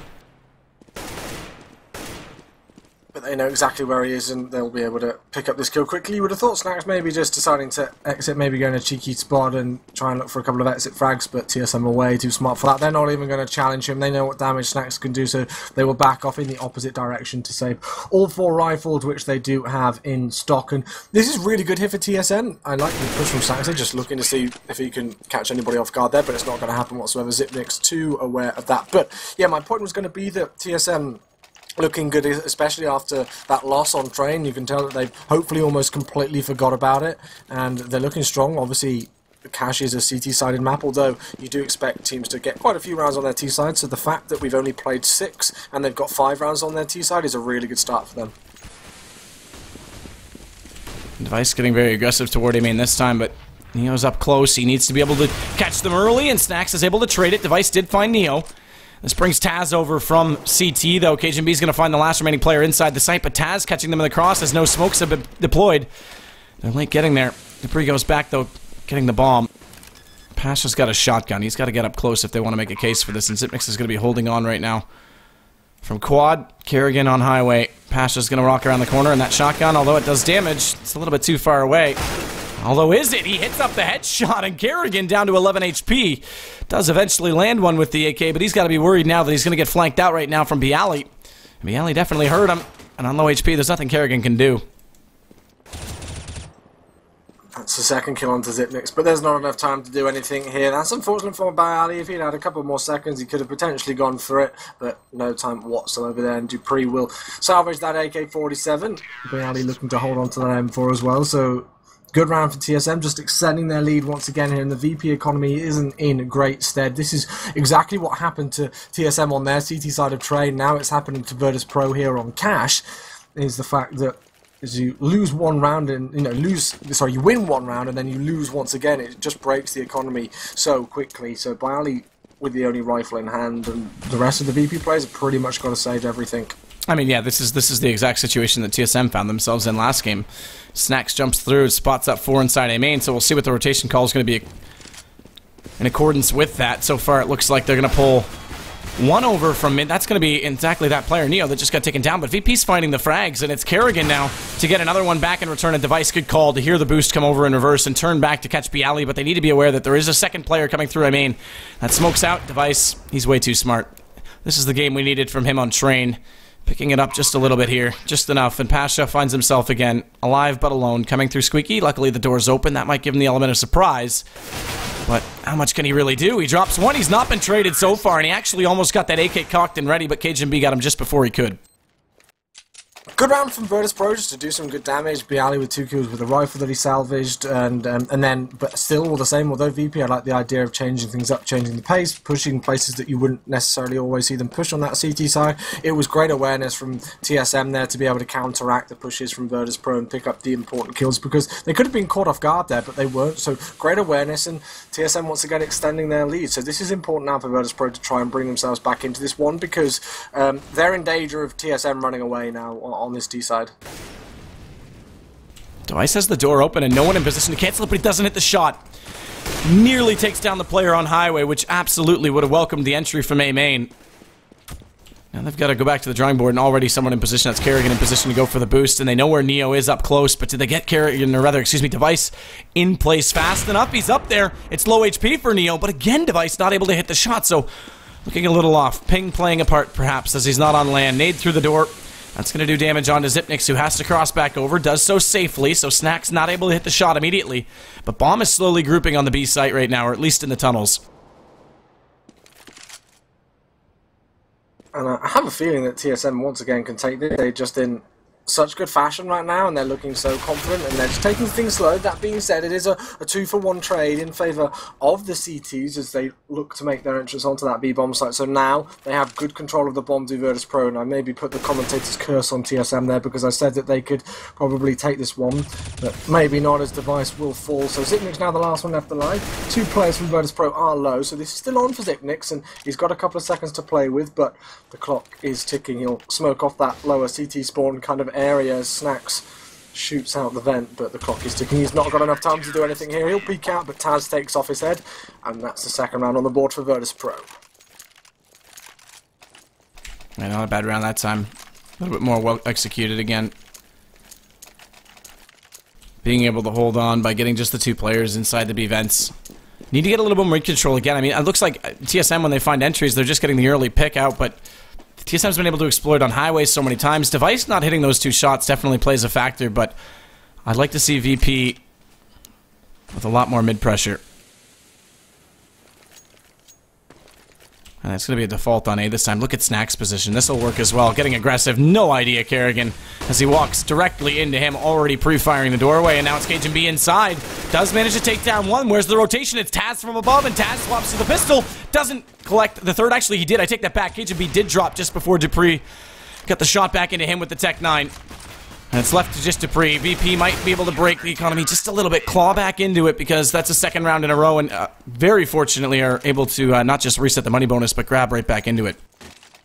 Yeah, and I mean, Taz has got 7k here, so he's going to be able to drop, but this is the thing, even though a VP will be able to buy up here, it's still tricky, because a lot of their players are going down, and they win a 3-on-1 there, and yet still TSM pick up a final player, so it just, you know, it all adds up in the end kind of thing. So VP will still, you know, they're still in a great stead. You can just see for yourselves, I don't even have to point out what they've got in store here, but it could be a tricky one. If TSM once again kind of catch them off guard, they will be on an eco round here, but the CT economy is a fragile thing, as I pointed out earlier on. But this should be another round in favour of Virtus.Pro, and it looks like it will be indeed. They've got 2 kills so far, so once again doing some more damage to that economy. But Dupree will be the last one left alive. Up the top, Snacks will finish him off, and that's their 4th round on the board. So I believe that's 3 in a row here for VP. Yes, it is.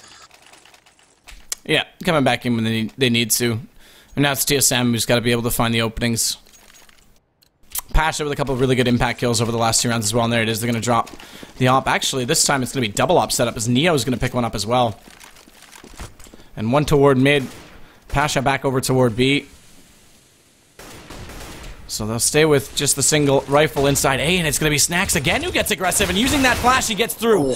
And we talked about, I said at the start, how much is VP going to use that just to keep TSM thinking about it? Well, it works out that Snacks not only gets through, he picks up a kill. They end up pulling it back just a little bit as Snacks doubled up, but Neo now waiting inside the site. Easy shot to Kerrigan, leaves Cajun B to try and take over mid-presence. Excellent shot, though, on B Alley with the AK. Cajun B's just been one of those players now for TSM who's kind of pulling their way through. They've been looking good on their T side here, but still Cajun B, even when things look tricky in this 12th round here, Virtus.Pro in good stead, Cajun B's been responding. Will he respond once again here onto Neo? He spotted out that player, but the game is up for TSM. These final VP members in Neo and Taz will know what is going on, but this is now a tricky situation. They do have a defuse kit, but TSM in relatively good after plant positions, and of course Neo has that AWP to try and retake a bomb site, which is not exactly the best weapon ever at close range in that situation, and he will fall. Well held post plant. If Cajun B, who tried to get aggressive and beat the rotation when they first came into the site, had picked up that first kill, it would have been so much easier, so much more less stress, I should say, against TSM once that bomb went down. But either way, they get away with 2, and it's going to be now an 8th round, so looks okay, but look, I mean, the economy's still not adding up massively because they lose 3 players. Kerrigan's still left with just the Tech 9. Fortunately, it's worse on the other side. Yeah.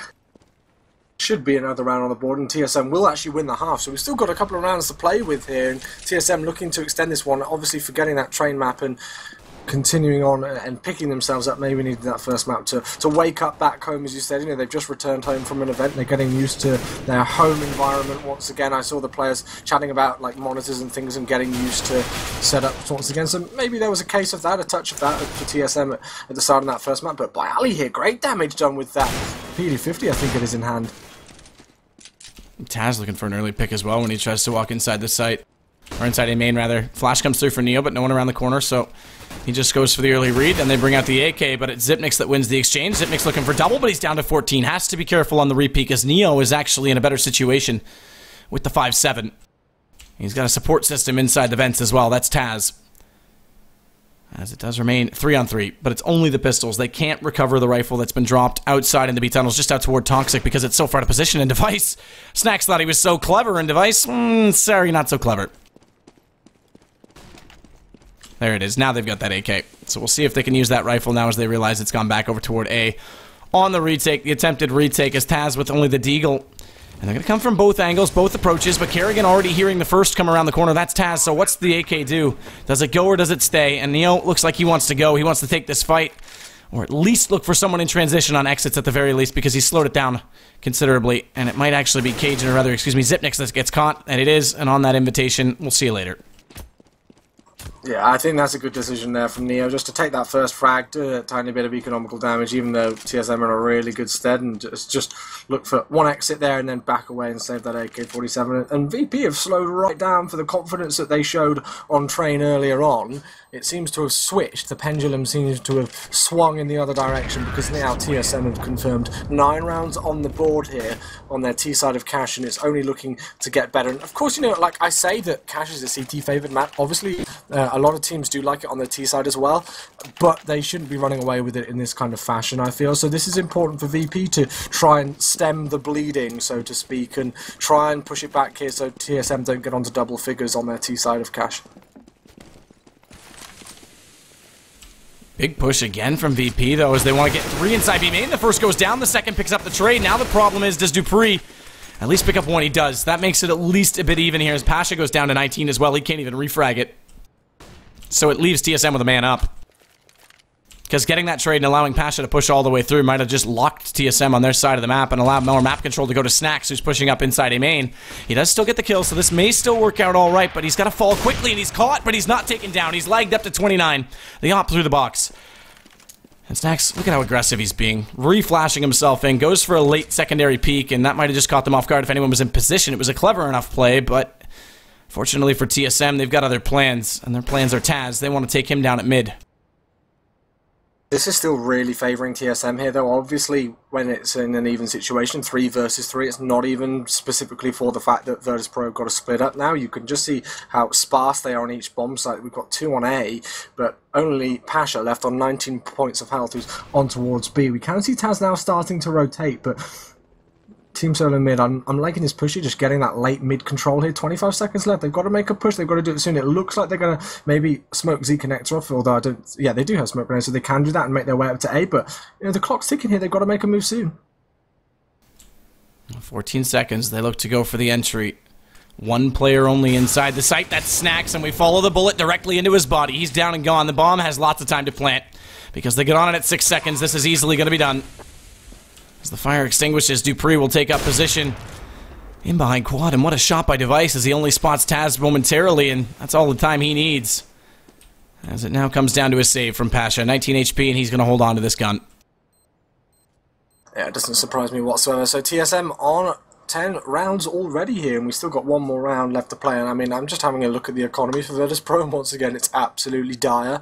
They are going to force it up, obviously it being the last round of the first half, but still in the grand scheme of things, TSM really looking good on cash. And it's weird, I don't know whether it's just pure chance that I've been seeing this, but I guess it's actually kind of a nice thing, because now with the vetoes and things, you know, obviously you have... each team has a pick, but I see it so more often now where a team actually loses their pick but then wins kind of like the other team's pick, if that makes sense. And yeah, it happens weird. So much. It is weird. Yeah. Like, there's nothing why. Statistically that should say that. If you pick the map, you should have the advantage on it, but it happens time and time again. You're right. It's really weird. I don't quite get why it happens, or perhaps how you're it happens, too complacent. Perhaps you're the team that plays with a default, and your default breaks down, and you just like are stubborn. But yeah, I think that's a psychological review more so than a gameplay review.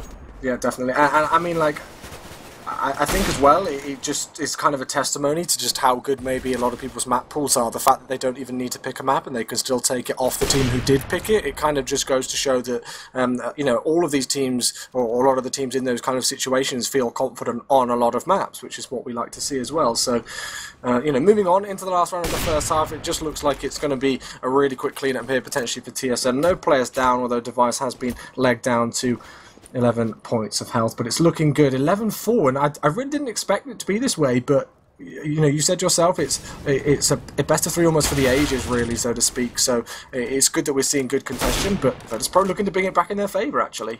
And Neo actually did get the tag onto Device, so he's low. Cajun B's low. He's going to drop down, and now they're pursuing this last kill because they've got the bomb in their favor. Virtus.Pro have turned this around massively, and they've got the rifles that'll definitely do the damage against only 11 HP. Heck, a pistol would do it at this point. As Device lobs in an nade, that gives away his position. 22 seconds, he pretty much has to go through, and that nade, is it going to do it? Nope, but the gun will. Doesn't even matter. 10-5, Virtus.Pro winning the last one. I mean, I spoke too soon. Once again, the commentator's curse coming in there, where it looked like TSM were going to be able to take the round, but still...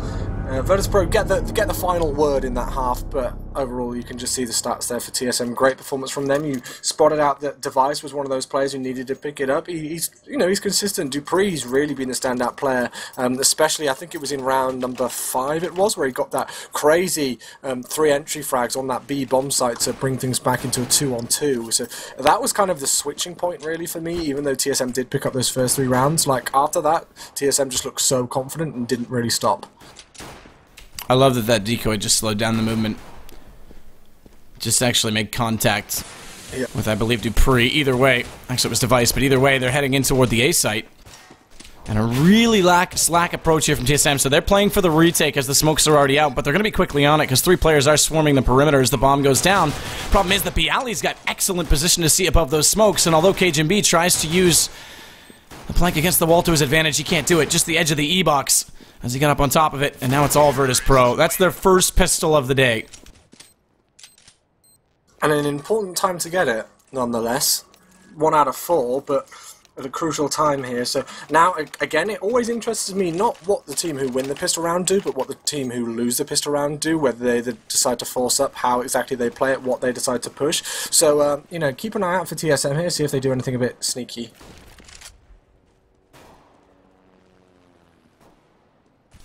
Well, sneaky would be one thing as KJB tries to sneak forward with his pistol. Actually wins it. He took the early damage and still hits a double headshot. Back the other way with the CZ-75, and Neo dropping accordingly. It now leaves Bialy up, with Pasha still lurking over on B. Where's the approach? We're also seeing 2 SMGs come out, so obviously VP wanting to use that play a little bit more than what we've seen from TSM so far. And it looks like it might be A-main, but another good push from Kerrigan, initially over-peaking a little bit for his first shot, and that means that Bialy can get the kill back, and that's going to invite the entry. 1 down on the A. We've got the guns. We've got the nades, in fact, from Snacks as he takes down Device. We've got everything we need. And all they need now is just to add the bomb plant to it, and that's going to happen right now as Dupree and KJB have to do very little. In fact, that's all they can do. Very little, in fact, as the Virtus.Pro pick up number 7. So still in with contention here, even though it was a 10-5 half, and as we've mentioned before, it is a CT favoured map. Virtus.Pro can't bring it back in their favour, and the TSM economy will be broken, so they're not going to be able to buy up here. They're not going to be able to do too much damage. You would suspect on this, it wouldn't surprise me. Yeah, exactly what I was going to call out. If 5 of them headed towards B and just got aggressive and kind of tried to plough their way together to do some damage, or just actually went for a stack, even if you don't push aggressively here, onto like onto a B toxic push. I like the play all the same. Oh. That grenade. Yeah, 1 HP. Poor Dupree. As he might get caught out by a stray bullet, and that's exactly going to be the case. Snacks found him. And they want the entry. This is a bit of a stack, though, still from TSM, as we can tell. 3 players inside the site, 1 on Heaven. That 1 on Heaven is Zipnix, and he's down very low. And what an entry from Pasha. Excellent shot to KJB. Have they spotted the player inside the small pit? Pasha certainly has, as he flashes himself back around the corner to take the second shot. It's Neo now. His turn to try and find something, but all he finds is a bullet in the knee. And he used to be an adventurer until that happened. Instead, he falls off it. Device picks up 1 kill against Pasha, and Device picks up 2 kills against Neo, looking for the gun. Not enough to turn it back around as Bialy closes it out. I mean, again, I'm not a professional player, so I'm not putting any teams on blast here. You know, I'm just a little kid from England, but it kind of surprised me that VP actually still committed over towards B there. We actually saw right at the end of that round them rotate over towards A, but I thought it was actually pretty obvious. I know we've got an advantage because we can see every single player on the map, but I thought it was pretty obvious that TSM had stacked that B bomb site, and they still decided to push in there when they could have potentially backed their way off and made their way around to A. I mean, it's their call. It still worked out for them. They won the round, so who am I to complain? It just surprised me that they didn't switch back over to A earlier on.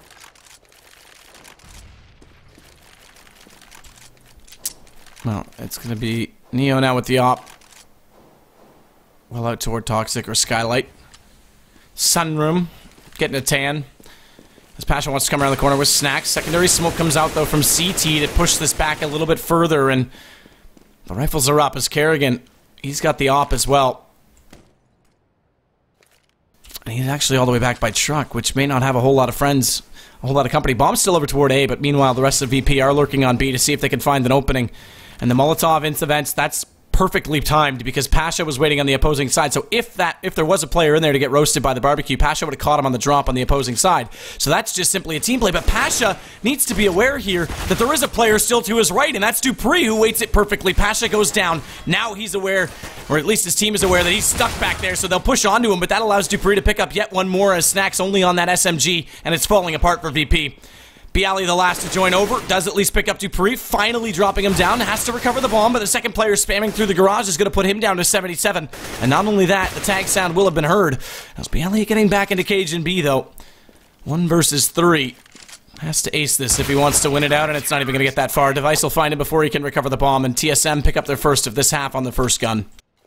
Dupree just in such a good spot there. I believe that was in checkers. Such patience. I mean, it was kind of a standard round there for TSM. It wasn't anything too crazy, but just still the patience showed and the perfect timing, peeking out on Pasha as Pasha was in checkers, looking over towards the bomb side. He just closed them down, and I'm sure Pasha must have just jumped out of his seat. It certainly caught him off guard indeed. Virtus.Pro will be able to buy up though after winning those first 3 rounds of the second half. They will be able to go for 5 AK-47s here, but TSM now extending their lead once again and putting themselves within 5 rounds of taking the second map and putting us to the decider, which, yeah, will be Mirage indeed. And, you know, just catching the edge of Cage and B there, I think, tagging him down to 67 HP, but once again, kind of a standard round here, nothing really too crazy going on, just both teams trying to find out information and see what they can get. Going for the boost, Snacks over top, double boost as well for Taz. As Neo's the one to get flashed out though inside B with the smoke well deployed. Now they've got someone in vents this time. If they throw that Molotov again, there's no one in position to do it. It would have been caught by Neo. Instead, it's going to be all TSM. Neo still gets Cage and B, though, because he gets a little bit impatient. Forced out from the 2 players on the boost in mid, so Neo at least gets 1. And now he's got to work toward Dupree, who's just waiting it out, and Dupree times it perfectly. He's also spotted up Pasha, so he'll call for backup, and Pasha's going to use that smoke inside connector to his advantage as he pushes all the way up by the generator and able to get the kill. It's going to be Zipnix that has to come around, catches 1, catches 2. Good spray control, as they were both looking the opposing angle.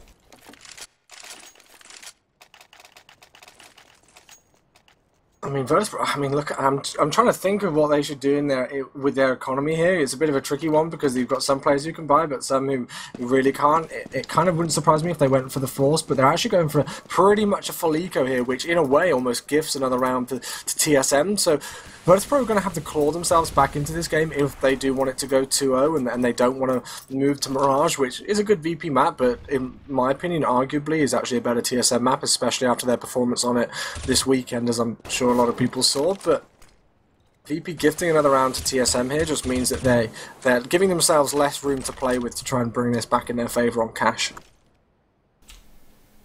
Pistols are going to group now for Virtus.Pro and B tunnels. Snacks is waiting outside the vents. He needs to be careful. He's spotted, but he's through. He just runs. Never mind taking the fight from that distance with the pistol. Just get in and support the team as they try and push forward on a Cage and B, who only picks up the 2. Nice shot by Bialy. In fact, it looked like he was in good position to get more. But Device is hot on their heels. A very fast rotation, and it's Neo trapped in the corner. And unfortunately, that's timeout. You're not getting out of that corner today, sir. 13-8 will be the score, and VP do buy up here. They're going for 5 AK-47s. I wondered if there was a chance that they were full ecoing that last round to potentially maybe get an AWP on the T side, but deciding to go for the 5 AK-47s. Carrigan still with the AWP for TSM and looking confident here. They had such a great performance on their T side of this map that it's been really difficult for TSM to get back into the game. And they have taken 3 rounds so far on their CT side, but will it be enough? TSM taking 3 rounds as well, so it's been an even trade in terms of the rounds in this half, but Carrigan looking to extend it as he picks up 2. Will he pick up 3? No, he won't. Snacks eventually responds and does take him down, but once again, this is looking very good for the Danes. Virtus.Pro tried to enter, but the aggression on the A-bomb site did not work, and those 2 starting frags with the AWP in quad from Carrigan really stopped things in their tracks. I would have loved to have followed that with the camera, but please, Volvo, fix the smoke grenade glitch. I got stuck on it. Ah, no, that's heartbreaking. I mean, if it had been a triple or a quad, then it really would have been heartbreaking, but, I mean, it was still nice, you know, it was a sexy double there. Started things off well. I tried everything. I literally, like, pressed every button on my keyboard. it's always a difficult one. That's why I don't produce very often, because I'm always making those kind of mistakes and things. But now we see Virtus.Pro once again going up for the force up here, and you know, you're almost wondering whether they're thinking about Mirage here. To be quite honest, I like the aggression, I like changing up the pace, but it didn't work for them in the last round. I have a feeling it may not again here unless Snacks can do anything about it. Left 1 versus 3 against 3 Angry Dames, and there we go. Map point for TSM, putting us on the brink of going to Mirage. And you never know, I have a feeling that, as I said, I'm going to stick to my prediction here. I know this map isn't over yet, but if it does go to Mirage, I really felt like if Virtus.Pro wanted to win this series, they would have had to have done it 2-0 here on cash. It's weird to suggest that, because Virtus.Pro are such a good Mirage team, but after the way TSM played it this weekend, I mean, they put on a clinic. I mean, people are going to say, oh, it was Cloud9, yeah, 8. Well, Cloud9's been playing some pretty awesome Counter-Strike lately, so for TSM to have a half like that against them was pretty remarkable. Either way, good push early on from Dupree, and there obviously was enough money to go for almost a full force buy. Not a lot of utilities, and no head armor for Pasha or Bialy, but definitely a better situation than only pistols on match point. Meanwhile, though, it's Kerrigan and Cajun to each pick up a kill. And Kerrigan's going to add to his total, take down Snacks. It's left to Pasha, who at least waits out long enough for Dupree to get over aggressive, pick up one more, grab the bomb, see what he can do, but it's 1-on-4. Yeah, I think he's just delaying the inevitable here, and there we go. Zipnix closes things off. 16-8 will be the final score. Great performance from Cajun B. You spotted him out as one of the key guys here, and I think he was actually, again, one of your picks. He was not. He's normally one of my picks. I went with Device and Dupree this time, because I figured online matches, they're usually the ones in online matches, but Cajun B and Zipnix in the last map was like a Cajun B, man. I'm going to have to start putting him in no matter what. He's actually at decent value today, too, so I feel like an idiot for not picking him. Those guys in Vulcan were right. I thought he was your pick earlier on, so I actually, that's apologies, because I said right at the start of the cast, like, I agree with you choosing Device and maybe Cajun I did. B. Maybe let's go look. I thought you chose Cajun B. Unless I'm dreaming, I've had like 3 hours sleep in the last 35 hours, so maybe I'm just thinking things and dreaming things up, but I thought you said Cajun B, so I mean, to be fair, even if you did pick Dupree, he's been playing pretty well, and he played well that map anyway, so I don't think it's going to be too much. Oh, dude, I did have Device and Cajun B. Yeah! Although Device only got me 17 points the first game, so Device, I'm sorry, I'm going to have to do something about that. Axe him from the squad. But should have had Dupree. Should have had Cajun B and Dupree. That would have been the team to have. All right, well, that said, we'll take another short break. It will be Mirage, like you said, for map 3 to decide who goes forward into the upper bracket final and who will move down to play Penta in the lower bracket. Still a chance to fight through that, but it's a little bit longer road, so obviously both teams just want to get it done now, get it over with, and make it easy for themselves. We'll be back in just a minute.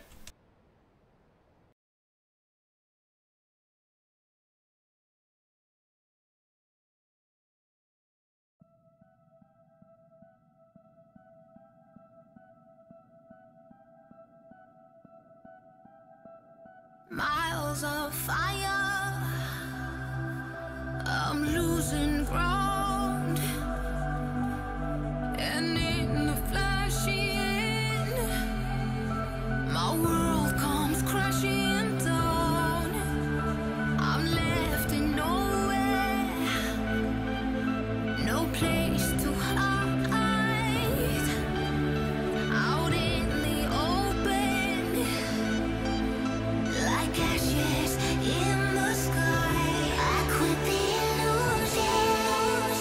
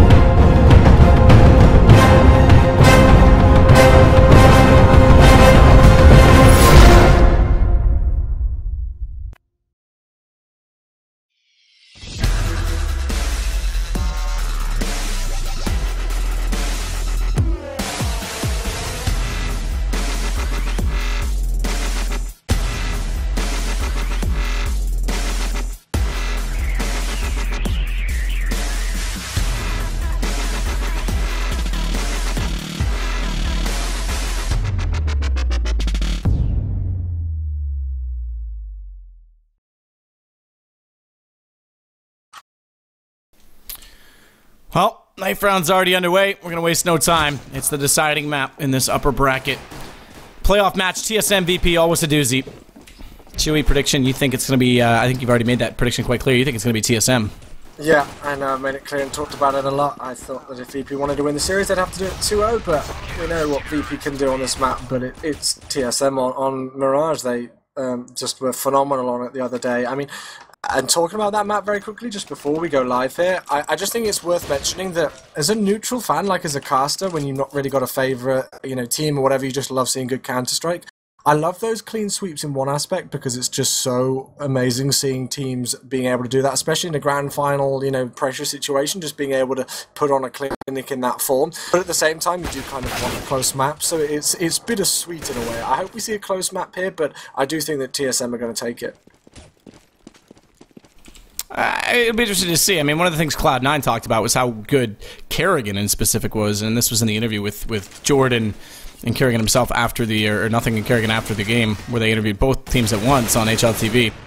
And Jordan basically said they couldn't even get their default running because they couldn't get any mid-presence. It was all basically down to Kerrigan annihilating them with the op early on, getting early picks, and not allowing them to take any map control. So if Kerrigan can have another game like that, or if Device has that spawn for the window on CT side, then it could be huge. I mean, it was definitely TSM CT side that was very impressive in that final, and that's exactly the side they're going to start with. Interesting the Device is going for the Julies here. What do you think about that? Because it's kind of the get-right gun on the pistol rounds going for the Julies. I'm not a fan of them personally, but yeah. Happy's gone with them a few times on pistol rounds as well. There's definitely a few players, and he's actually got a cool position because he's going to use that smoke to his own advantage. He might be able to backstab them if he can get in behind them, but what's he taking so long for? They've already gone past, and he's just waiting it out inside this smoke. Finally going to make some movement, and it's well-timed. He does take down Bialy, but it leaves it to a 3-on-3, and they've gone immediately through the A site. They've bypassed it and headed toward B. This has been an absolutely hectic pistol round here, which is exactly what we did want between these two. Neo's going to win that gunfight with the picked up USP over towards Zipnix there, so that's leaving the man advantage now once again in favour of Virtus.Pro. They had a good start to this round, but the Julies are coming in for Device. I questioned what I thought of them, but Device is putting them to good use so far. He will fall though, and it's all left up to KGB. He will pick up one, but Pasha trades out the kill, and what a close encounter there. I hope that round gives us a good indication as to what this final map will be like. Like, talk about VP. They realize they've one connector, but there has to be another one in the A site, so they just screw it. Why fight? The smoke's already deployed. We don't know where he is. They're already rotating. Let's just barge right through and get to B. I mean, that was well called to rotate back through connector. And I would question if that was a pre-call, because I think that was just completely adaptive by them, and that was well done. Again, though, efficiency on that last kill. Not able to collect the last shot, and Pasha picks up the last kill on a trade, which could have easily been down to a one-on-one. But definitely a good pace to start with. So far, though, Kerrigan down in this round early. Nice tag there from Cajun B onto Neo. That actually was to start things off. But Virtus.Pro looking to clean things up on the smaller B-bomb site. And there we go. Snacks with 2 entry frags there to take down Zipnix. And that player Cajun B with the scout in hand as well. So this should be a relatively easy clean-up here for the remaining Virtus.Pro players. That being said, quite a few of them tagged 3 down to below 30 HP. And Device, the last one that's alive, just looking to do some damage with the CZ75. He's low on HP, there's no chance he's going to win the round, just looking to do some damage. But a good start for Virtus.Pro, and that's their second round. Yeah, I mean, 2 in a row. Again, they're now 3-2 in pistols over the 3 maps.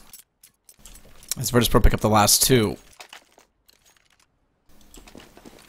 Smoke going to go out early, actually. It's going to be a shallow smoke and a decoy out from Neo now. They're going to run it over toward Palace. So pretty much all default heading toward A. One solo player in the form of Snacks inside mid, but this is an interesting snack out from TSM here to run through apartments. They're going to get super aggressive, and combined with the player on Catwalk, they're going to have a solid mid presence, so we'll see how fast Virtus.Pro work toward this A site, because if not, they could get caught off before they even execute.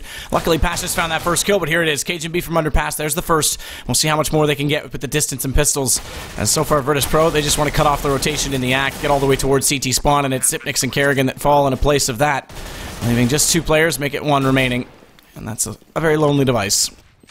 I like the idea from TSM there. There's not really too much else they could do in that situation, but the all-important rifles do provide that more powerful situation, and Pasha does get caught there, so a couple of players who ran into jungle didn't spot Device who was in connector, but he is cleaned up. So only 2 casualties for Virtus.Pro as they secure their 3rd round, and I know I don't want to go back onto that last map on Cash too much, but it's going to be interesting to see how Virtus.Pro pick themselves up, because I've just remembered now that on their CT side of Cash, it must have been on their CT, on the second side they picked up the pistol, and there's 2 rounds after that, and then didn't pick up a round again.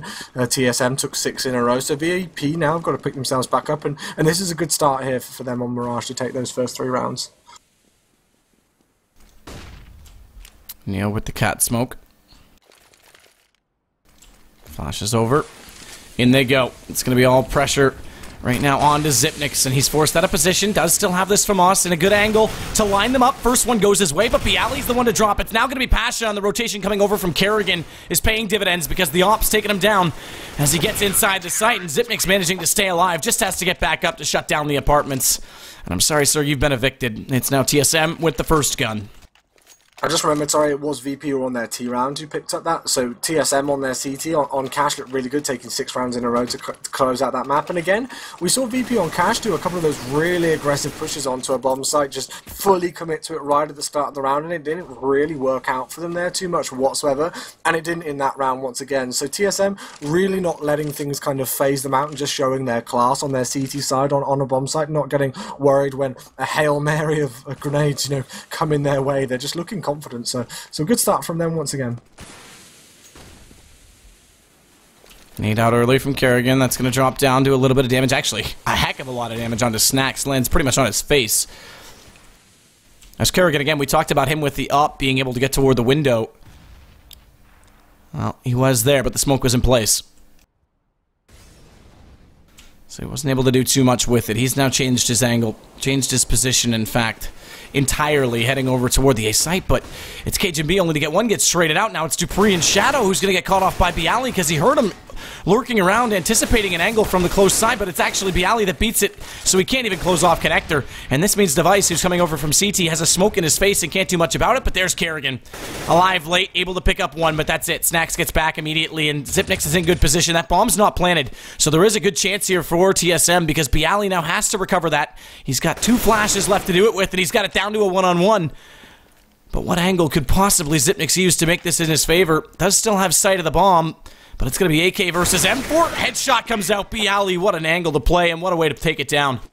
Yeah, so close. Really good round there, but you can see kind of how heartbreaking that is for the TSM economy now. They looked in great stead to take that, but Virtus.Pro just too strong in the aim duels, really, to be quite honest. So they are going to be able to rebuy their weapons here, but TSM, they won that 4th round, but then in round number 5, VP looking good, so now the TSM economy once again has pretty much been broken right down in tatters to the extent where they can't really buy anything whatsoever here. And obviously we know, like as you said, I don't know about that Na'Vi Envy game, but it's just been announced publicly. We can finally talk about it, about the switch between the Envious and Titan players, so it is now final and public. Yeah, I was going to bring that up because there's there's a lot to be said about that. We'll more on that at the end of the match, I think. Yes, definitely. I just thought I'd mention it now because it's an eco round and not too much going on. No, it's a perfect conversation. I mean, that was always the initial plan, was to get Kenny in Apex. But the way it was managed, it almost didn't happen. It very nearly didn't. So it's good to see Envious finally forked up the cash to make the transaction go through, because Titan were not willing to give them up easily. Either way, like you said, it's an eco, and we'll see exactly what's going to happen on Catwalk with that aggressive P250. It turns out that Neo's going to get that kill, but Pasha's lurked down. Actually, reverse that. Neo's come through from apartments. It's Pasha that was on the Catwalk, but it leaves a pretty tight position for Kerrigan to be in. Although Kerrigan, they've turned this around. Double kill for him, dropping bomb. He still has to worry about the player on his backside. Unfortunately, that's gone his way as well, because Neo gets dropped on the turn, so bomb's got to be recovered. And it's going to be down to a 2-on-2, AKs versus AKs, as they have recovered them, but no armor, importantly, for the CTs. Again, just, you cannot underestimate these pistols, and look at this pistol from KGB. He's been the standout player so far. He will spray and only gets 1. Snax now locked down to 19 points of health, but this is a tricky one with 7 seconds left. Kerrigan, the saviour of this round potentially. He picked up 2 with the P250. He has been spotted by Snax, and this is very close indeed. This will be heartbreaking for Virtus.Pro if they lose it. Snax knows exactly where he is, and they're playing a waiting game, ring around the road. Well done. I think you cut out there at the end of it, but that was well done. Either way, it was definitely perfectly played from both parties. In fact, I like the bait right at the end, though, from Kerrigan to fake that he's rushing, getting a little bit panicked and go to the right and then fall back to the left slowly, and it entirely caught Neo out. Or rather, excuse me, Snack out, who was trying to rotate around, like you were saying. I mean, in those 2 kills with the P250, just changed it. And again, I know I've used this word before, but I wonder if that's a little bit of complacency there from Virtus.Pro. Great work from TSM. I don't want to take anything away from them. Kerrigan with those 2 kills with the P250. Then they rewarded themselves with a rifle. Cajun being a sneaky little spot in Forest to pick up 1 kill. It was a shame he didn't get the second. And Kerrigan finished things off and rewarded himself with a hat-trick. So nice round from TSM. And a full eco as well. I mean, that's pretty crucial to pick that up, because now, look, it turns it back entirely the other way. Kerrigan goes immediately to the op again. Late smoke on the window, but Snacks is going to be the one that's pursuing the underpass play, and now they've got actually, they've got 3 players inside mid to go for a presence, and they're going to boost 1. Is Neo going to go for the jump as well? No, he's going to stay close to the smoke and try and fight with Cajun B, but Cajun B was more than prepared that he was pushed through the gap in the smoke. And that allows now Cajun B and Device to add up to their tally, bringing it down to just 2 men remaining, make it 1 as Pasha drops, and the last inside connector, really nowhere to go for Taz. No, so this will be 3 rounds to 4 here. As soon as Taz gets found out, and there we go, in connector, he will fall to the hands of Cajun B. And let's have a look at the VP economy now. It's in a better stead, so they will be able to buy up here after pretty much full ecoing. But again, just going back to that eco round win from TSM, it just instantly punished VP, and you can see that's the thing. Losing that round broke the VP economy. And once again, I know I talk about it a lot, but it just shows how important the economy is on a game of CS. And this is another important round for that factor. Neo doesn't even want to take the window fight. He plays the close angle. Again, that smoke comes out late, and Kerrigan, who knows that smoke's been coming, actually changes his angle as well and gets annihilated by Pasha, so the op's already out of play. And this could bode very well now for VP, who've got some mid-presence. That bomb's back at Horseshoe, but as it heads back over the A, the indication is likely that it's going to be a split from all 3 choke points in on top of the main site. Cajun B is going to be the one playing the top of connector. He's going to come under fire here any second. And I mean, this is slightly tricky for TSM now. Just being a man down right from the start of the round just allows VP so much room. But look at this sneaky spot from Cajun B. He's been the standout player for me on this TSM side so far in this series. And the shoulder has been spotted by Device. He will take down Neo. So that's going to be great for TSM here. They secure the man advantage, and they still do have it here left in a 3 versus 2 situation. I'm liking this position from Device, not an all too common one there. You know, you can play so many different areas on top of that A bomb site, but by Ali trying to use the smoke to his advantage, it will not happen. And what a hold there from TSM, showing what damage they can do on their CT side, especially after Kerrigan went down with that AWP at the start of the round, to turn it back in their favour so convincingly and so quickly, especially with Cajun B and Device starting things off. That was really great work.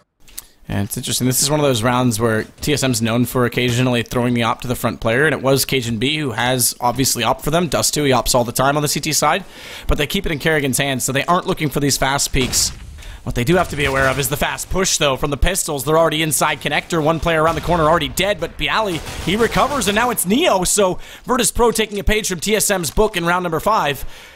Looking to go for the eco of their own, but it's going to be recovered. It's going to be turned back. And TSM, despite losing 2, will hold on. And importantly, op stays up as well.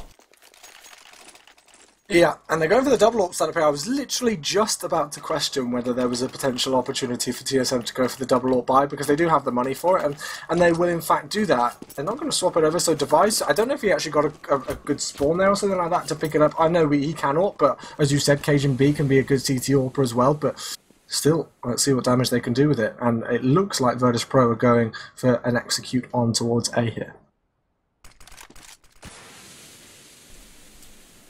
Smoke with a gap. Smoke at a pancake. Kerrigan's got the pancake. It's the op. Now it's going to be Bialy to go in. He catches Dupree, who thought he had a flash come through from his teammate, but it actually hit the edge of the arch, as you can see the tail of it, and that blinded him on the initial peek, so it backfires against TSM, and that allows Virtus.Pro, 3 players already in from Palace, to enter fully onto the A site. That Molotov actually makes contact with Cajun B, who slides out, gets first shot on Snacks, but immediately goes down after. 18 HP for Taz, still not spotted through the smoke.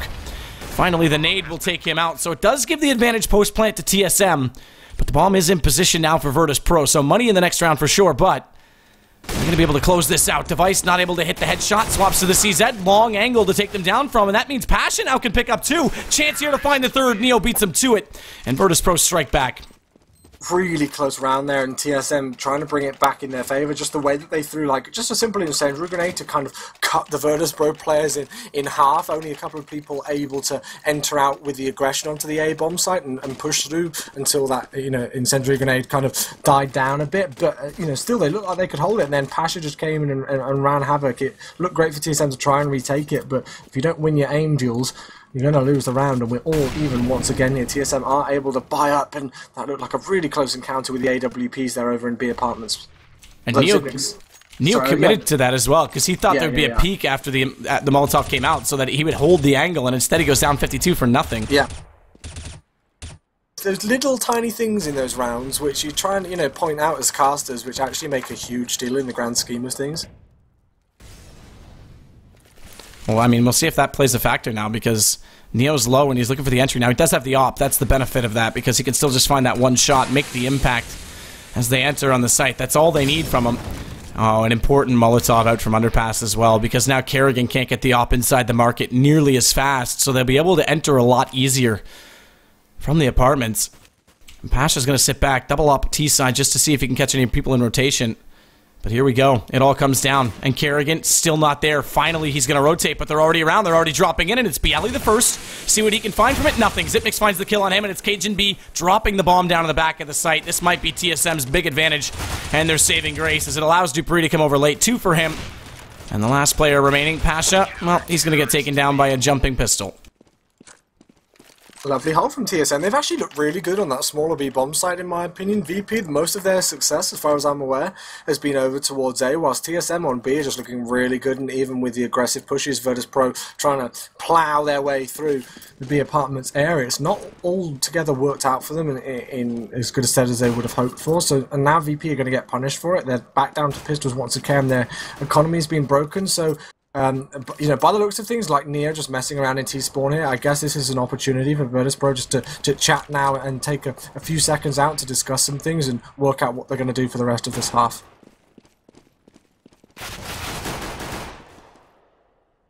Shots coming in with the Glock. It's Device, though, looking for more. He actually gets dropped down. Incredible pistol play right there from VP, as Snack's able to dink him up and then close it out, but call it back the other way, all for TSM, and jumping over, sparring off with BO3. Dupree's going to get the last kill. TSM 7 rounds now, but Virtus.Pro 5 not tragic, actually, against TSM CT side on this map.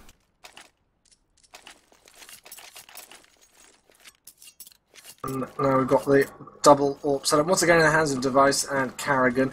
I keep getting tempted to call him Finnegan, because that's what his name is obviously on here.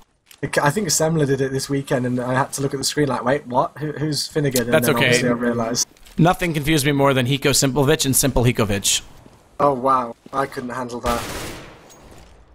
Dupree with an aggressive push there into Amps. I like the idea, but Taz catches him off guard. Nice kill there from Taz to open things up here in round number 13.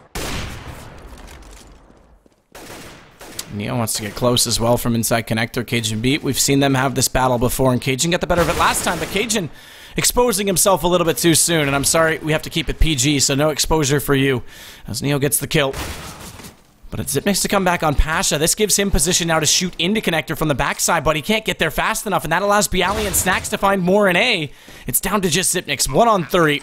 He'd have to ace this to win the round, and on 19 HP, I'm sure he's got better plans of holding on to this M4, but it's quite predictable that he's over on the B site, so we'll see if they can hunt him out. And Neo, wouldn't be surprised at all if he jumps down and goes toward the underpass.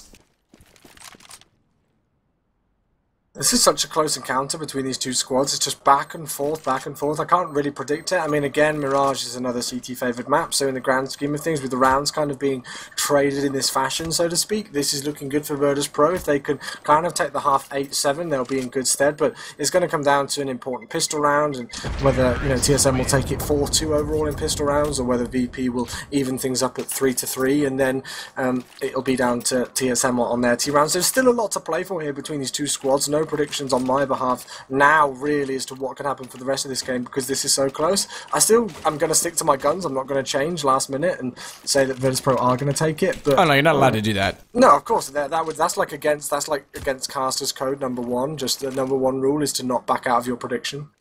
I think that's just like against anyone's prediction. Yeah, that's like against the code of being a man. I certainly agree. Stick I still to your think guns. TSM are going to take it, but like Virtus.Pro are definitely giving them a good fight. That's what I'm trying to say. Well, we'll see what Snack's going to do on his entry. He's already covered off Shadow with the Molotov. Goes for the smoke play to allow him a deeper entry, but Device isn't smoked off enough from CT because he's on ticket booth with the AWP, and finding the first kill, he'll fall back to safety, but Bialy's managed to pick up Dupree just before that. So they still have this entry, and Taz, Bialy, they each pick up both Kerrigan and Device as they come into the site. Nice crossfire position. This allows Bomb to go down, and Zipnik's late rotation has Cajun B to work with from Connector, and Cajun B, he's now left alone as Pasha finding the first.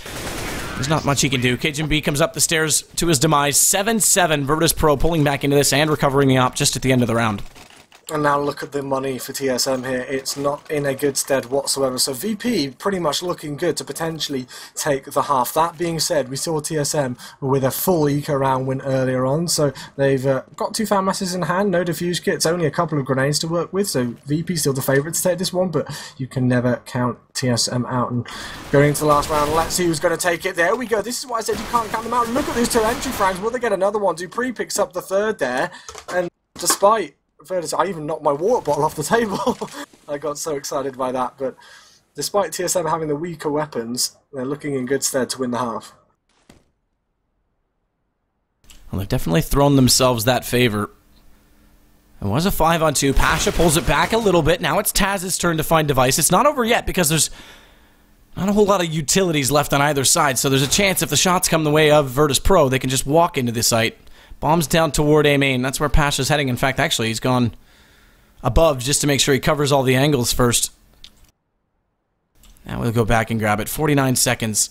Oh, and Dupree. The timing of this might work out perfectly. He gets into Shadow, but it actually works out that Taz goes immediately past him, and Cajun's not going to be aware of that either. It does mean they both still have to enter from the same side of the site, and they'll have heard that jump on top of Tetris. But no, Dupree, he can't get the shot before his teammate goes down, so it leaves the crossfire to come in. Luckily, Dupree does close out on the second, and they had Zipnik's there for support. It's 8 rounds to TSM. They just barely squeak out the win in the first half. That was important for Dupree in the grand scheme of things. I know, like, just the amount of frags that you get isn't the most important thing, but he'd only sat on 6 frags that entire half before then, so for him to pick up a quad to finish things off here, especially 2 with that 5-7 at the start of the round to secure the man advantage and pick up a rifle as well, that was huge, you know, potentially for his motivation there. Great work from TSM, they win the half, and now this is the key moment. I'm looking forward to this pistol round. Remember, it's 3-2 pistols over the first 2 maps on the start of this one, excuse me. The start of this one did go to VP, but it's Neo this time that's actually going to add to that tally, making a better case for them to pick up and even that score. As Zipnik's, though, right back into it, as is Device. Snacks, though, inside Sandwich, just waiting for them to come around. He knows the call has been from Connector, but how much further are they going to go? Bialy, very low on HP. Device finds him as well. A second for him in the round, but here comes the crossfire. A player in jungle. And a player on the sandwich. The player in jungle drops very quickly. Pasha getting very aggressive, and Snacks goes all the way back to Tetris. He wants to bait them into this bomb plant on the A site. He's hoping they'll cross in front of him, but TSM, far too smart for that. They're going to head back toward B for this plant. And Cajun B just lurking here in towards the connector area. Snacks has been found, and actually Cajun B misses his shots initially, but does clean it up. So TSM win the pistol battles overall in this series with a score of 4-2, and now will look to extend their lead here on this T side of Mirage. And I mean, Sadicus, what do Virtus.Pro do here now? I mean, obviously they're going to be on a full eco here, and well, actually Neo's going to force it up with a scout, but like they're in a tricky spot because TSM are in danger of running away with this one if they pick up the momentum. They got to focus on breaking economy. They've got to get as many kills in these rounds. Obviously, picking up an eco would be amazing, but try and prevent bomb plants before the round expires, possibly. Take down as many kills as they can to keep this economy close, and then that way when the first gun comes out, if they pick that up, they'll have a real chance of getting back into it immediately and breaking TSM. So that's got to be the goal, but right now, it's not even going to come close to that. Very little damage down, and 4 players already lost. The 5th down, but Pasha, there's 1 kill. So there will be 1 upgrade, but they need to get 2 to 3 kills in each of these rounds if they really want to make a case for breaking it immediately. And, I mean, like, let's see if they try to force things up into some extent here, upgrade some pistols maybe. I don't think they will, and they're not going to. They're just going to save it, make sure they can go for that full buy. We all know that it is more expensive on the CT side, so they're going to look to save up. This is definitely one of the other aspects. Yeah, they're going to the rifles. Device, this is one of the first times we've seen an SMG come out, and of course he was the one that went down, so he's the one that picks it up. But But look at this stack. Device is scouting it. The good news is he's solo, so yes, he'll go down. Now, he only saw one. He actually didn't spot anyone else. So this stack isn't fully spotted right now from TSM. Luckily, again, though, he was alone, so they're not going to head that direction. But watch out. Neo's in a position to backstab. Shots come out. Not able to do massive damage. Dupree down to 59, and Neo has to fall back and readdress. Pasha's going to come out and try and help out, but they're already in toward A. They are, and we can see the quick rotation coming in. Neo actually takes down Carrigan there, so this is potentially looking good for Virtus.Pro. It is looking very good indeed for Virtus.Pro as they finish things off in style. And, well, you talked about them needing to break the economy. That is certainly one way to do it. Team Solo Mid will be able to buy up once again here, but still, that was crucial for Virtus.Pro to be able to take that. That is going to boost their economy tenfold. And what a round now. We've seen both teams winning eco rounds here on this map. And look how much pressure that puts on this particular round, because they both bought up and they're both broke. So whoever wins this round is going to get a massive head start or a massive boost in this half. I mean, that stack, it was a full rotation for Virtus.Pro. That was on a retake. That wasn't even a walk-in, so that works out well. And Bialy, he's going to get aggressive at mid. We didn't actually see any of this out of TSM. We see it out of Kingwin. We see it out of Mouse Sports. TSM never really played it this style. And Bialy now with the hat trick, he's just taking it to them. And Virtus.Pro, this will give them a huge opportunity to leap forward in this game. Will he get the ace? Oh no, Device denies it just at the end there, but still Bialy with enough damage dealt, and Device does respond, tries to do more damage. He'll actually pick up the hat trick himself, but eventually Snacks closes out the round, and that moves Virtus.Pro now once again within one round of TSM, but they should be able to equalise things up and push both teams onto double figures here because, well, as you spotted out, both teams are broken and TSM is broken on their economy now. You pretty much don't get lower than 4 players below $2,000 in cash. I mean, the saving grace to that round is Bialy picked up 4, but then Device, like you said, had the hat trick. So he did weaken the economy of 3 players, because if you look, there's 76 left for Snacks and 55 for Taz. They were the 2 that remained alive. I mean, it's remarkable how quickly the other 3 players could have been that high, and then it's that much harder for TSM later in the half to pick this back up, but kind of an awkward play inside mid. They actually allowed Snacks to go down to 29 before securing that kill, but here we go. Now they're staying all alive. This is when it starts to get scary for TSM.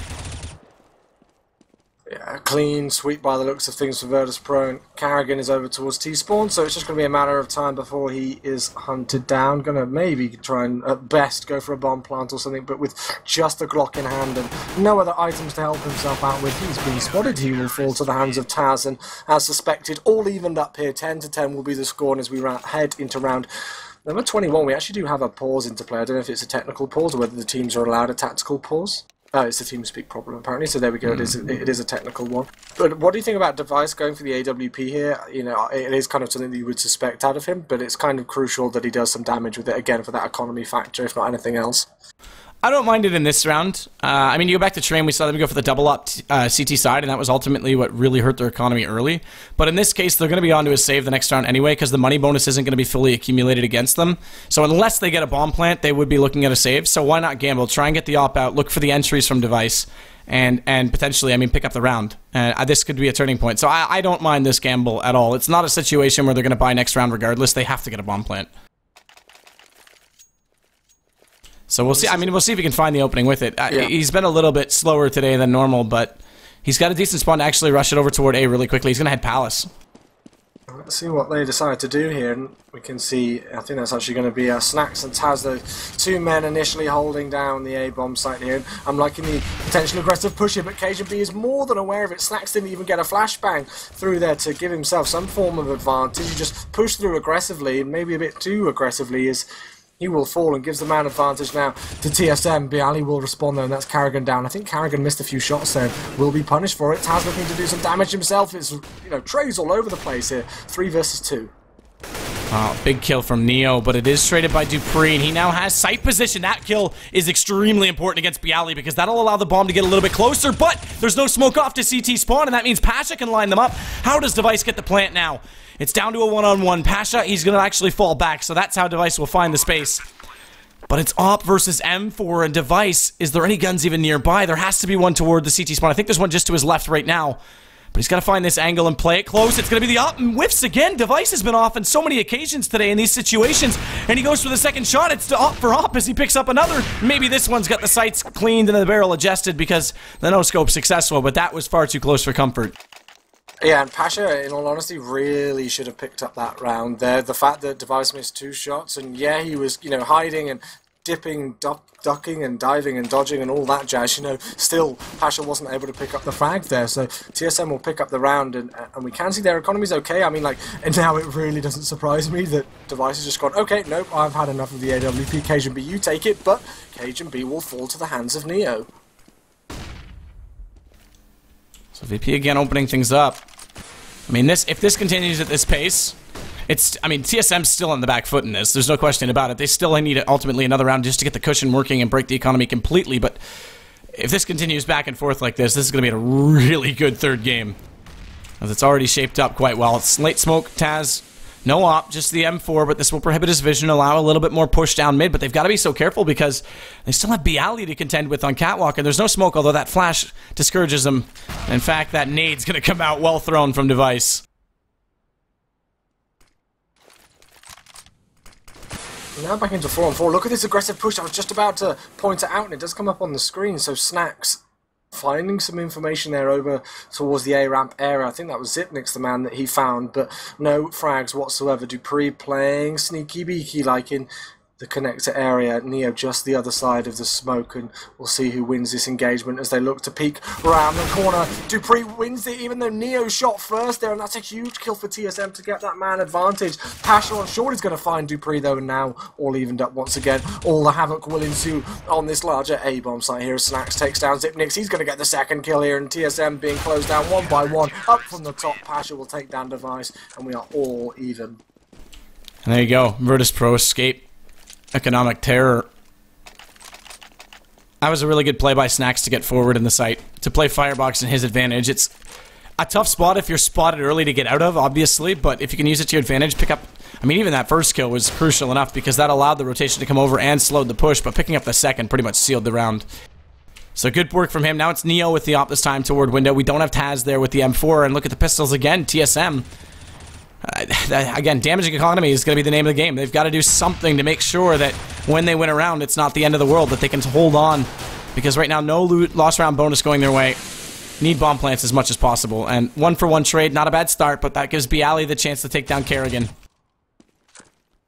And I mean, it's pretty much a full save. Well, it is a full save from TSM. I don't even really think they upgraded pretty much any pistols whatsoever. So the bomb will be found, and with Pasha down, it is 4 versus 1 here. Zipnik's the last one left alive, just going to make his way through B-Apps now, but it's just going to be a matter of time before he falls, and Virtus.Pro will secure the lead once again here. 12-11 will be the scoreline. It's still very close to call, but in the grand scheme of things, looking at the VP economy, it's so strong right now. So they're in really good stead to take this map.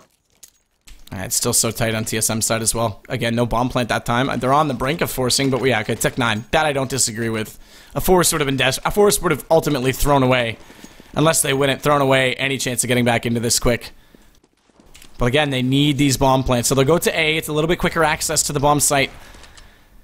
If they can work out Palace and easily get smokes to isolate the players playing defensively. But Snacks is forward, and Snacks, there's one, there's two potentially, and now it's going to be a trade coming out either way, but it's a T-kill. In fact, Kerrigan takes down Device, who gets in his way, so that's not going to work wonders at all. Luckily, Kerrigan makes up for it by taking down Snacks, but he's left in a 1-on-3, and again, no bomb plant, has an M4, smokes around if he could at least deter them enough, but a minute left. We'll see if he can divide and conquer and try and get a site plant somewhere. He does have it to work with, but this is desperate.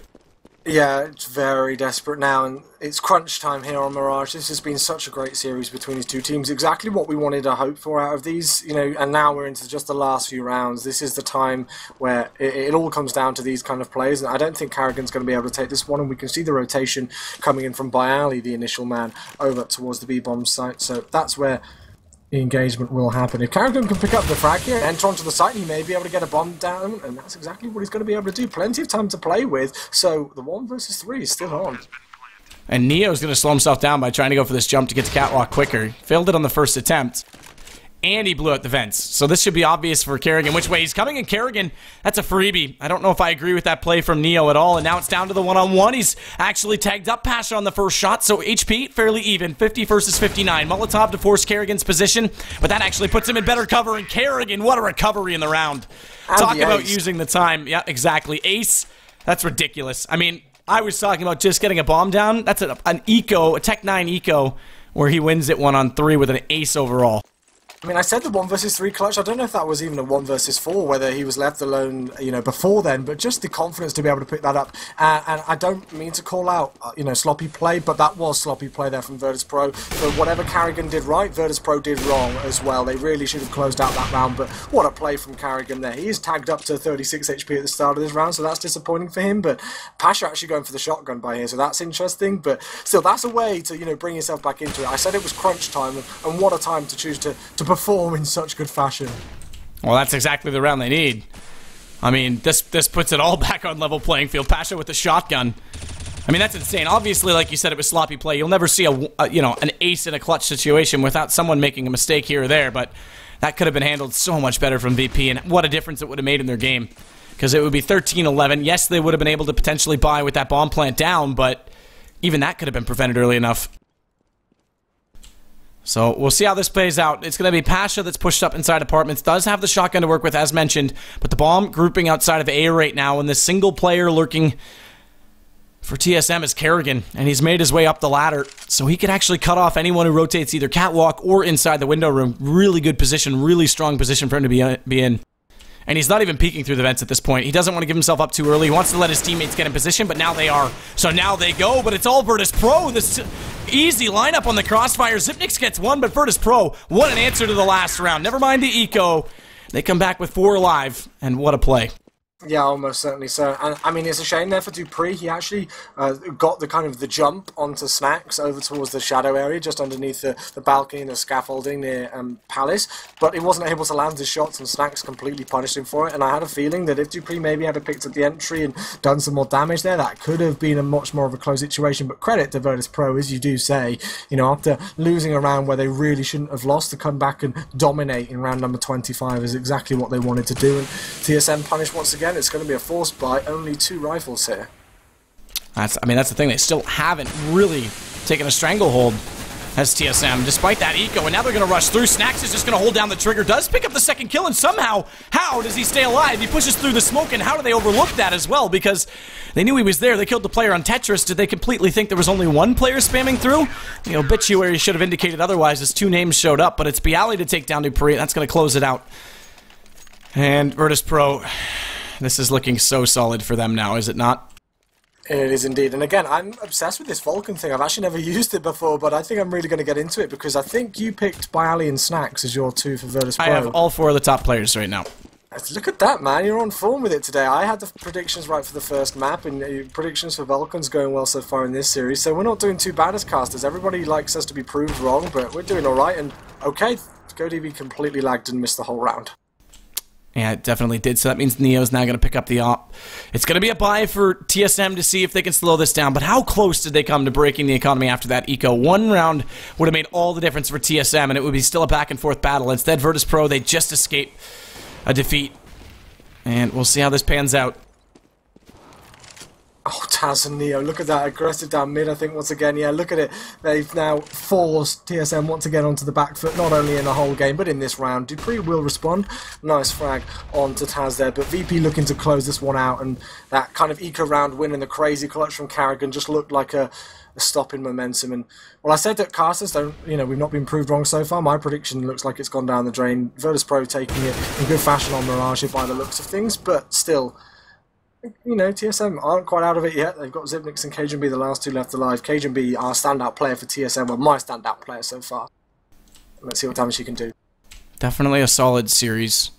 As Cajun B, he's the one that's looking for this entry right now. We're still going to have a lurk from Bialy pushing up toward middle to get more information, but that actually means that there's less players inside A, and he's a lot further away to support Snacks, but Snacks might be able to do it himself. He does. That's the first kill. This will bring both players back, and had that kill gone the other direction, I dare say TSM easily would have had a bomb plant and potentially the round, but now Xyp9x, they're just going to swarm, they're just going to push, and, well, he collects the first, but that's going to be it. It's 16-12, Virtus.Pro.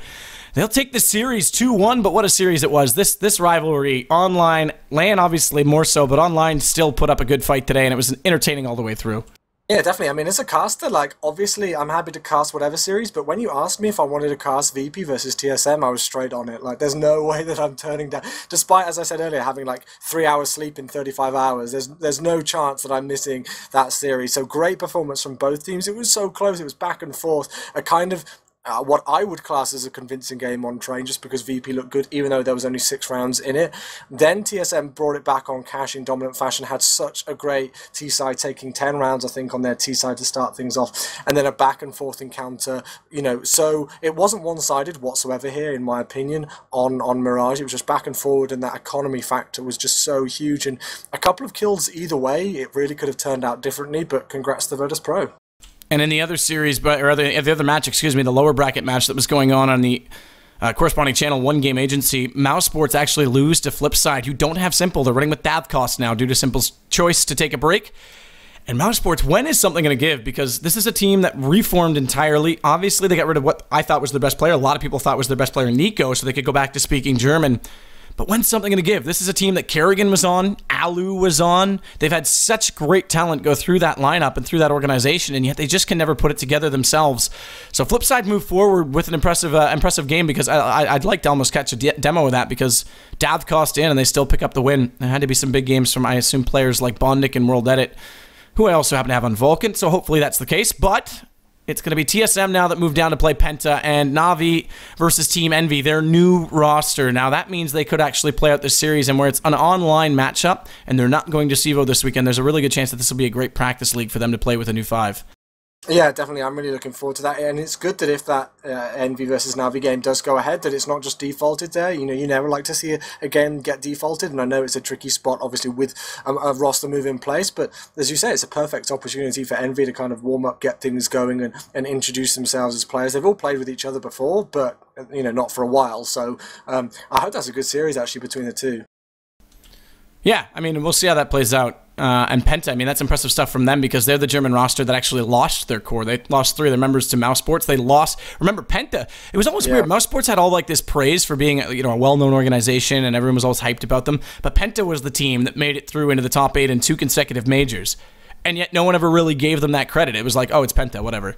And now they've lost their 3 core, and again, they outperform Mousesports here. By the way, though, they don't actually get their direct invite to the next major by making it to the top 8, because the 3 players that left, that's considered, as I mentioned, the core. That goes to Mousesports. The invite stays with the players, so Mousesports obviously get that invitation. So Penta's got to do it the hard way again. Either way, they move forward. TSM to play them, and Virtus.Pro, they'll await the winner of of Envy and NV. Not a sincere. That's interesting. That one always throws me off.